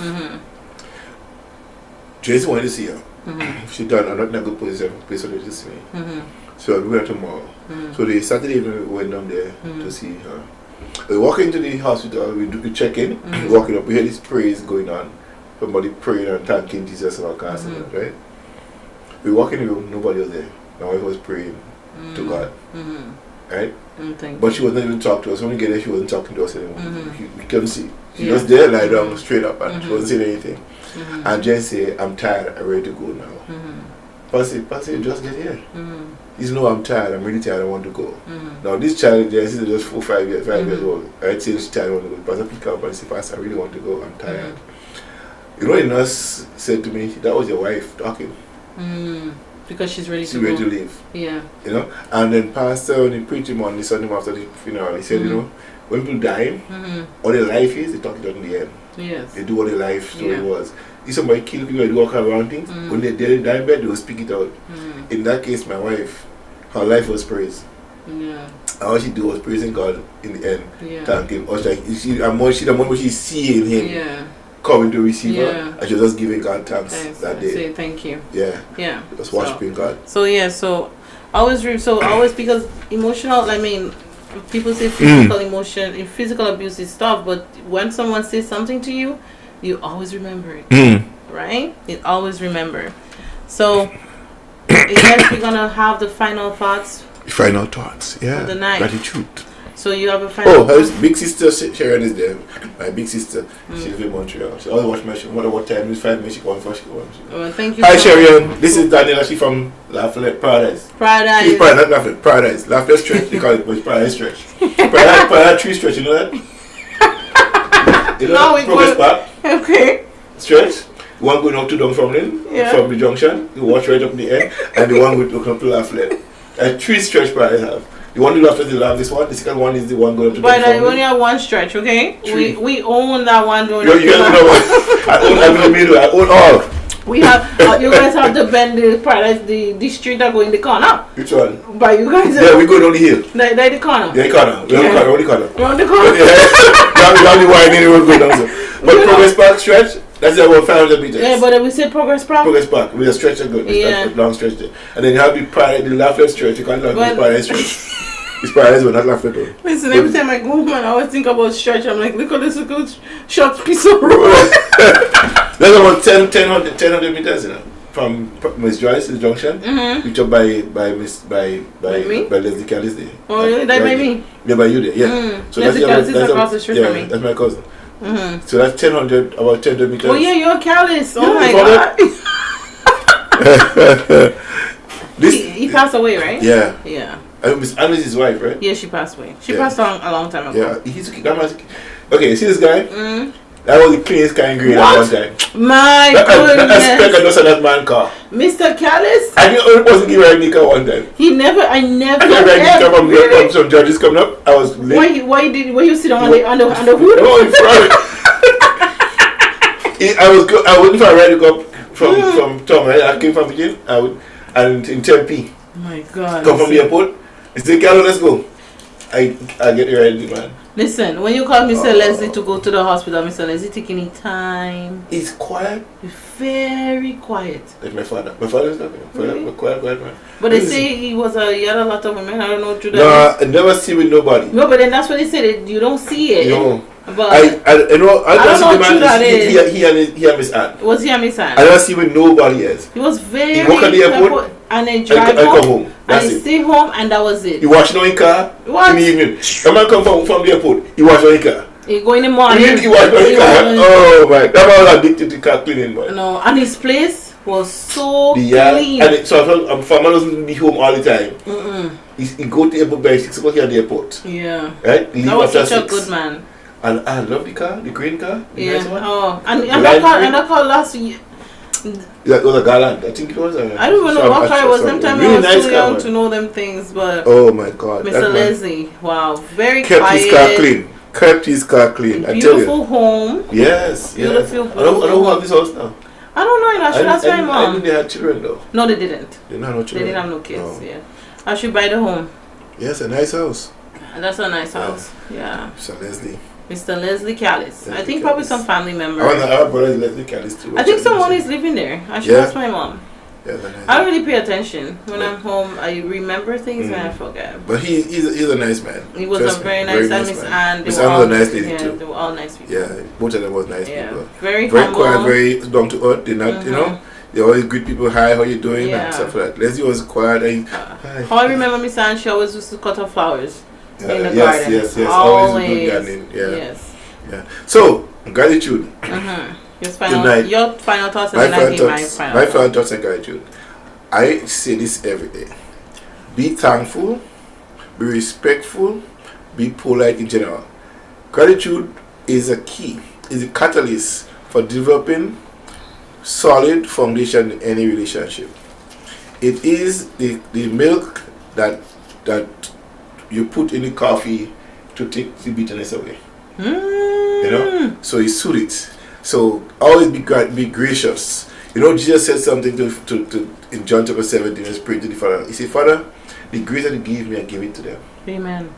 And that's why I say to people, the grace that you get, pass it to somebody else, pay it forward. Your goodness that somebody gives to you, give it to somebody else, pass it forward. So that's my thing. And I thank you for the topic tonight too. Gratitude. Yes. I said equity. You said etiquette. I don't know where you were going with etiquette. Etiquette is also another branch of gratitude. Yes. But we'll talk about that next time.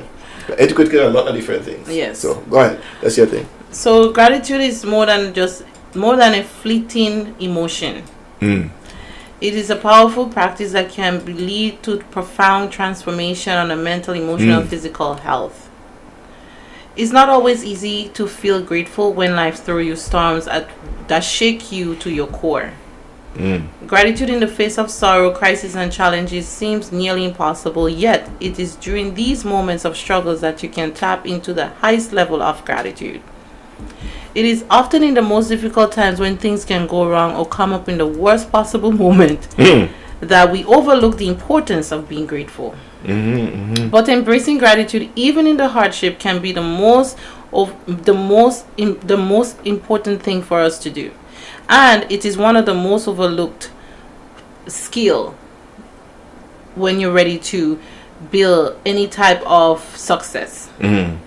So, if you are the goal to become a millionaire, you start making like 20,000. Now you're making 50,000. But now you're ungrateful for the 50,000 because you need to be a millionaire. Remember that you have to be grateful for what you have, no matter how far it is from your ideal. It is crucial because it sets the foundation for abundance. Thankfulness lays the foundation for your abundance. Yes. I love that. Yes. So you must learn to show gratitude in all things that upset or frustrate you in your past. These experiences, even painful ones, contribute to the growth and understanding. They shape you for who you are and teach you valuable lessons. When you can be grateful for everything, the challenges, the setbacks, the moment of frustration, you open yourself to the greater opportunities and success. Gratitude isn't just about appreciating the good. It is about recognizing the value in every step of your journey, no matter how difficult it may seem at the time. Wow. That's it. Gratitude. Gratitude. Folks, be gracious, be kind, be thankful, and most of all, be a servant to others. It pays well. So I would urge everyone, every year I have a word. Every year I have a word. I start the word and I live through that word. So if you haven't yet have a word for this year, add gratitude to 2025. All right. As you build your vision board, you build your legacy vision, whatever you choose to call it. In that space, we have a time to start new, start afresh. Yeah. And forget the things that you did back in the day. Like God, ask for God for forgiveness, but start this year with gratitude. End the year with gratitude. So when you start this year, it's not unfamiliar for you. You're opening balance and closing balance. Exactly. You know what I mean? Balance. So sometimes, as you say, you may not have the ham on your table this year. It's okay. That's okay. You may not have your family with you this year. It's okay. You may not be able to buy the present for your kids. It's okay. Come to all joy. Exactly. So just be grateful for health and strength. You have a great mindset. You're not on the street. You're not hungry. You're not whatever you are. That is you can be grateful. Thankful for it, grateful to it. Be grateful and appreciate it, and go on your knees and thank God because thankfulness. He said everything give thanks. When God was praying for the bread. Yeah, give thanks. Remember, and he break the bread, and he was able to feed other people. Yeah. He didn't pray. Oh, he prayed for the thankfulness that he had 5 loaves of bread that they were able to feed generation. How many? 5,000 bread. Exactly, and they were still able to carry it with them. 12 baskets left. Exactly. So it wasn't about we have it now. It was thankful for the fish and the bread. So be thankful for your fish. Stop murmuring. Stop complaining. Stop praising and thanking. And just start praising. You know. Praising and thanking God for who you are, what you have, and who you are at this moment in your life. Know your why. Yeah, know your why. And know you're enough. Yes. And what you have in your possession is enough for where you are at the time. And if you want better, start doing better. Today. Yeah? If you want a bigger house, keep the apartment clean, set it up nice, and God will give you what you want. Amen. And manage the little bit you have. And you'll get more. If you're not managing it, you won't get more. Because you fail to manage the little you have. You see what the Bible said? The man had 1 talent, 2 talent, 5 talent. He take from the one who had 1 and give it to everybody else. Because he failed to manage the 1 that he has. You see? So, the little that you have, manage it well. Yes. So you get bigger things. So. Because when you come, it's so funny, because when you have it's so true. You can manage the little 20,000. $100. How in Jesus Christ earth would you be able to manage 200,000? Can you trust you? You can't trust you. 2 million? No. Yeah. A lot of people, you know what? I know we're talking more, but it's true. No, but it's facts. Look at how it is, right?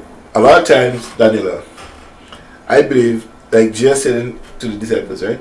He said, "If I already know what you have need of, you have it there for you." In you get a chance, read Luke chapter 15. Okay? The good steward. And he said, your father, he had things stored up for you, but he won't give it to you, okay? You can't manage it. Yeah. That's why you don't get it.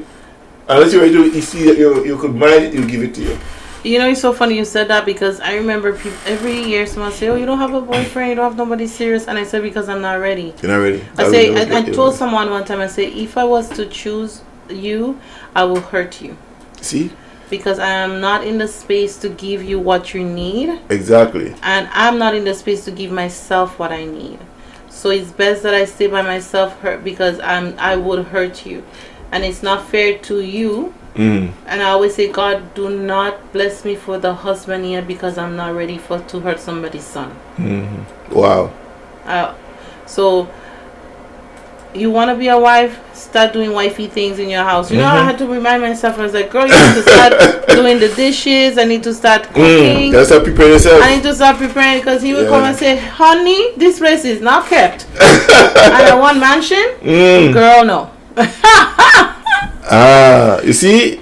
I need the mansion, so I need to keep it. I need to keep my little 2x4. You gotta keep it up. My 2x2 right now. You gotta plan it up. So when I get it 10x10, who me? You know what to do it. Just expand it. You know? No, it's a bit. No, I know how to. Yeah, it's like, you know.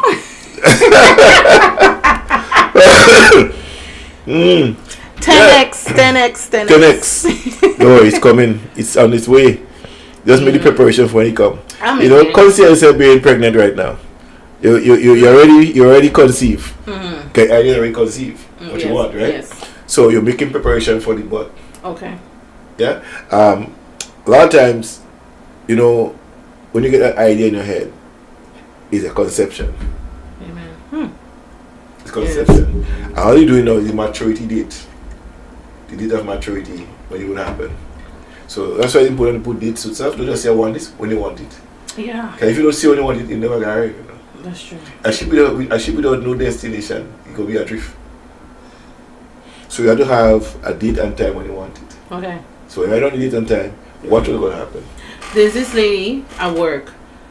It's so funny. I see her. Hi, how are you? And yesterday, I had one resident that I'm working with another external party. They came, they assessed, and I went to thank her. I said, thank you so much for, showing up, whatever. And something she said about Christmas, and I said, girl, I'm single, I'm doing my own thing. And she said, maybe God that told her this. I do not know. I honestly know this lady just on the phone. I do not talk more than 5. Hi, how are you? Right. And she said, Daniela, I was gonna tell you, this Christmas, write it down. Write it on a piece of paper. Write it down. Write when you want your boyfriend, exactly what you said. And I was like, she said, just write it down. Put it on just write it on a piece of paper, and that's it. If you even want to get my watch it.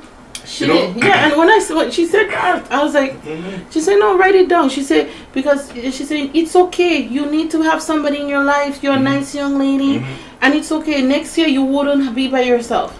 I can't be the best man, but I'll be the other man that bring the drive you. I'm going to become a limo driver just for that. Well, people think I'm your wife. Oh, Lord God, people. No, she's my anchor, my sidekick. I am not. Not side chick. John, we are making comments, people. Yeah, people are funny. The thing about this, right? And this is not the first time. When Misha and I used to do the show before, the marriage show, quite I'm going green to my father's funeral. I let him, but you're a nice wife, I said, I don't want to show you. I said, that's my wife, bro. You see what can I get that from my wife? I said, well, you have to work hard for it, you have to buy ticket, you have to come on the weekend, you know what I mean? And so we had this conversation. And then I have a picture I posted at my work, at church, right? And there's a struggle. They want me to take it down. They want me to take it down because it offend them because I'm not my wife out there. Oh, they look at it like, really? I said, look at the media out there.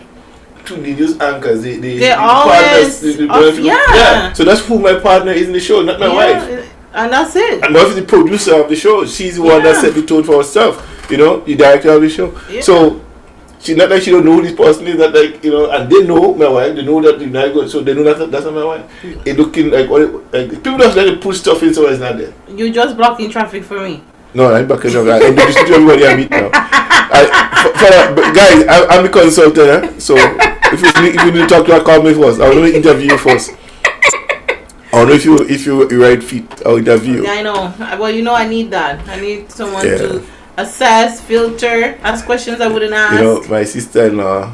But I appreciate you. Yeah. You know what? Before I leave, I need to make this very clear. Yes. John, I want to thank you for trusting me when I didn't know what I wanted at the time.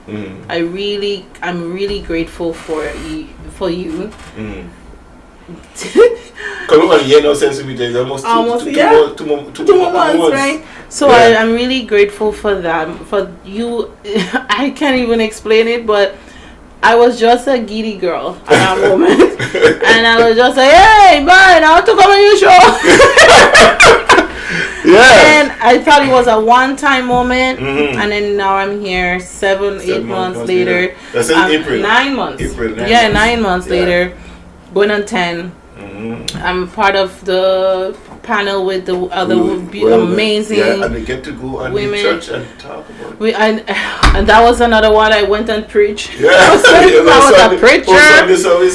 We were part leading a service. This little girl, from Lafayette, little girls to walk up the road. Yes, but life is like that. Yes. Life is a journey, a destination. Yeah. So thank you for really just. I appreciate that. I appreciate that. I really do, and I just want to thank you for just inviting me to things.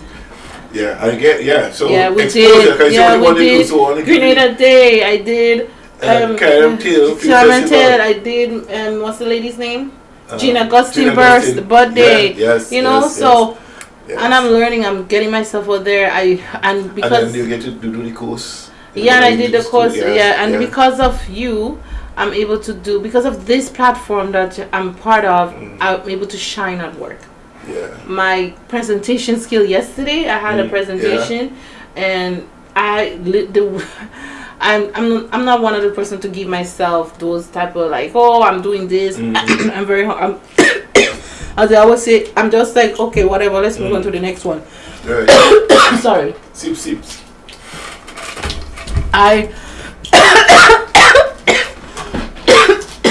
Lord, my gift is falling down. Yes. Okay. Yes, sorry. Yeah. The lady who is kind of like another level on me, she said in the 6 years she's been part of these meetings, which she does it every month. Right. This has been her best meeting yet. Wow. And I'm only in the role 3 months. That, and that's what happens, right? Transformation comes with gratitude, appreciating. You see, the doors that are open is because of your thought process, what you think about yourself, where you see yourself going, what you want in life. It just manifests itself. Yeah. Open up the doors, like you ever watch in a distance, you look at it narrow, but as you get to that's how your destiny is. Life is like, it look like a bottleneck in the top, but as you go, it seems to be opening up wider, and that's your life. Yeah. Don't worry about it come to an end. Yeah. As you go closer, it keep opening up, and that's what your life is becoming. Become that long distance stretch, that long stretch. Again, when you see paradise, become that look narrow. No. And when you reach it, yes. And that's how your future is. Yeah. It looks small up in the top, but it's really big. So don't keep walking towards your future. It's coming towards you, but walk towards it too. So thank you very much. You're welcome. So ladies and gentlemen, it has been a pleasing pleasure as well as a privilege to be here with you tonight, talk about gratitude, not only by myself but with Nurse D, Daniela James in the building, and bigger and better things. 2025, Project 25 coming up. And if you're looking for a job, you're a salesperson, you're a media trained marketing person, we need you. We're looking for 10 for the first quarter of the year, right? Sales associates. So if you're a marketing person, a salesperson, email us at the email on the screen is genesismagazine@rogers.com. So and if you want to donate to us, go GEMFM, a transfer to gemfm.ca@gmail.com.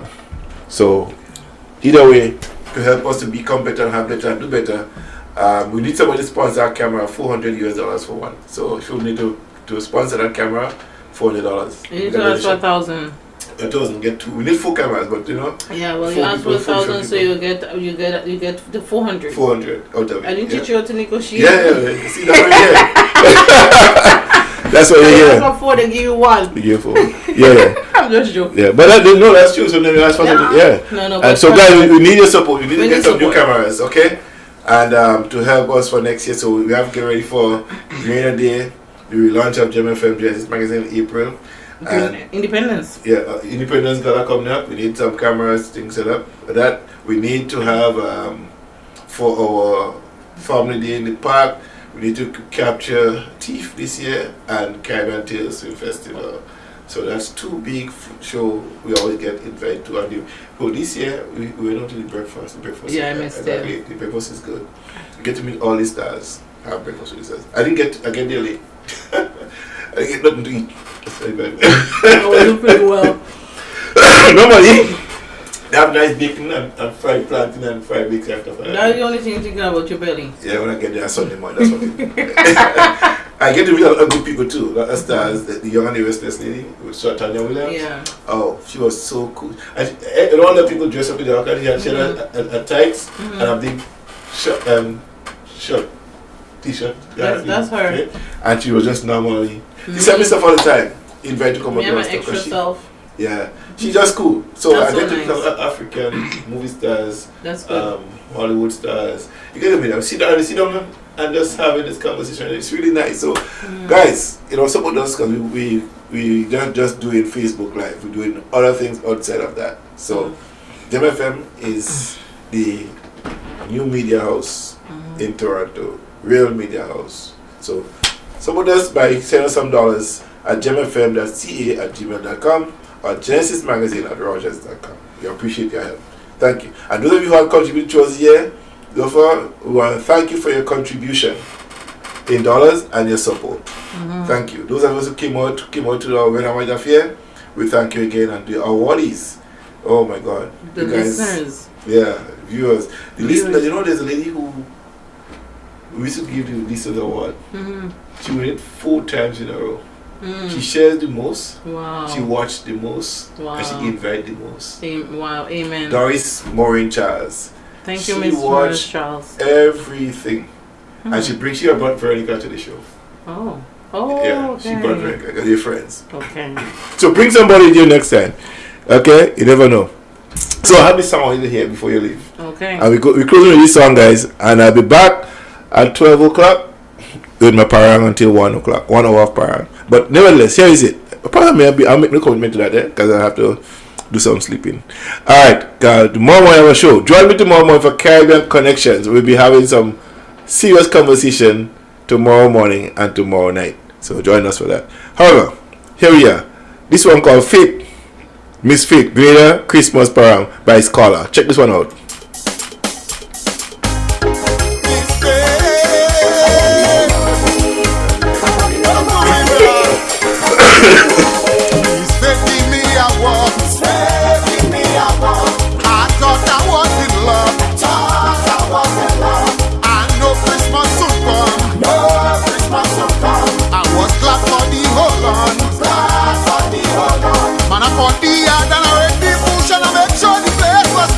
Wants to see me sweet, wants to see me dust, the environment was pristine. Man, I tile man, in noon and night, and now I have to lament. Cause when was time to give me faith, she don't give me a cent. Miss Faith, pay me money, please. This woman are going down on me knees. Pay me money, please. The country is very hard as it is. Pay me money, please. And people say you are money like peas. Pay me money, please. How about to go shopping?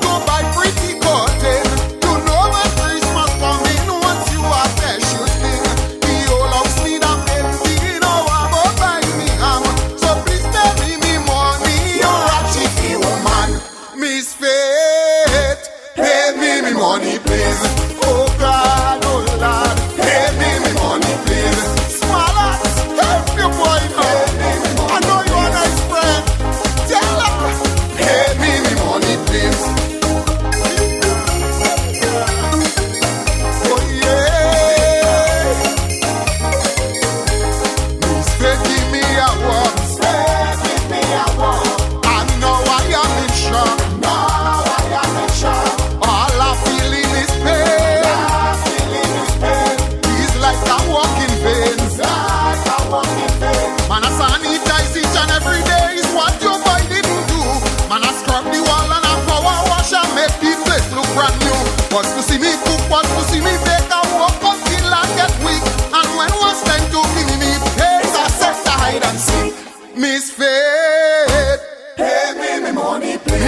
man are going down on me knees. Pay me money, please. I didn't want this thing to reach where it is. Pay me money, please. But it's like you have a bubble disease. Pay me money, please. Miss Feta, me children, and Christmas is for them.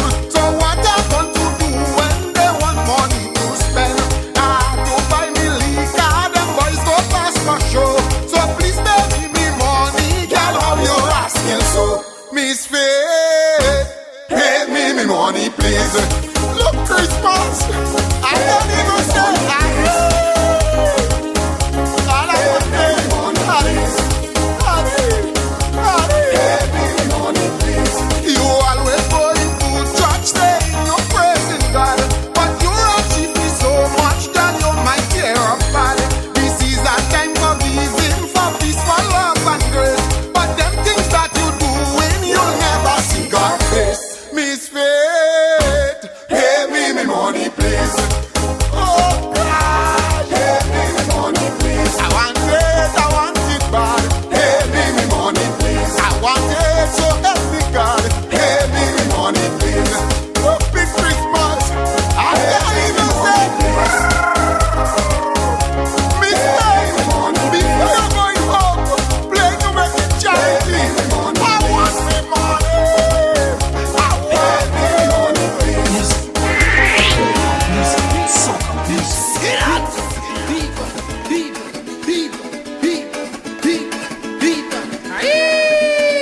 Top up my phone and leave me alone. Just top up my phone and leave me alone. Top up my phone and leave me alone. Just top up my phone and leave me alone. Girl, I get the message. She only know me when she want top up. She only know me when she want top up. Hey, she only know me when she want top up. Mommy, oh, she only know me when she want top up. Problems again. That girl from the lake, she playing with me and I laughing at she. I have too much experience. She taking a chance and she making me feel I'm the minister of fight. She only know me when she want top up.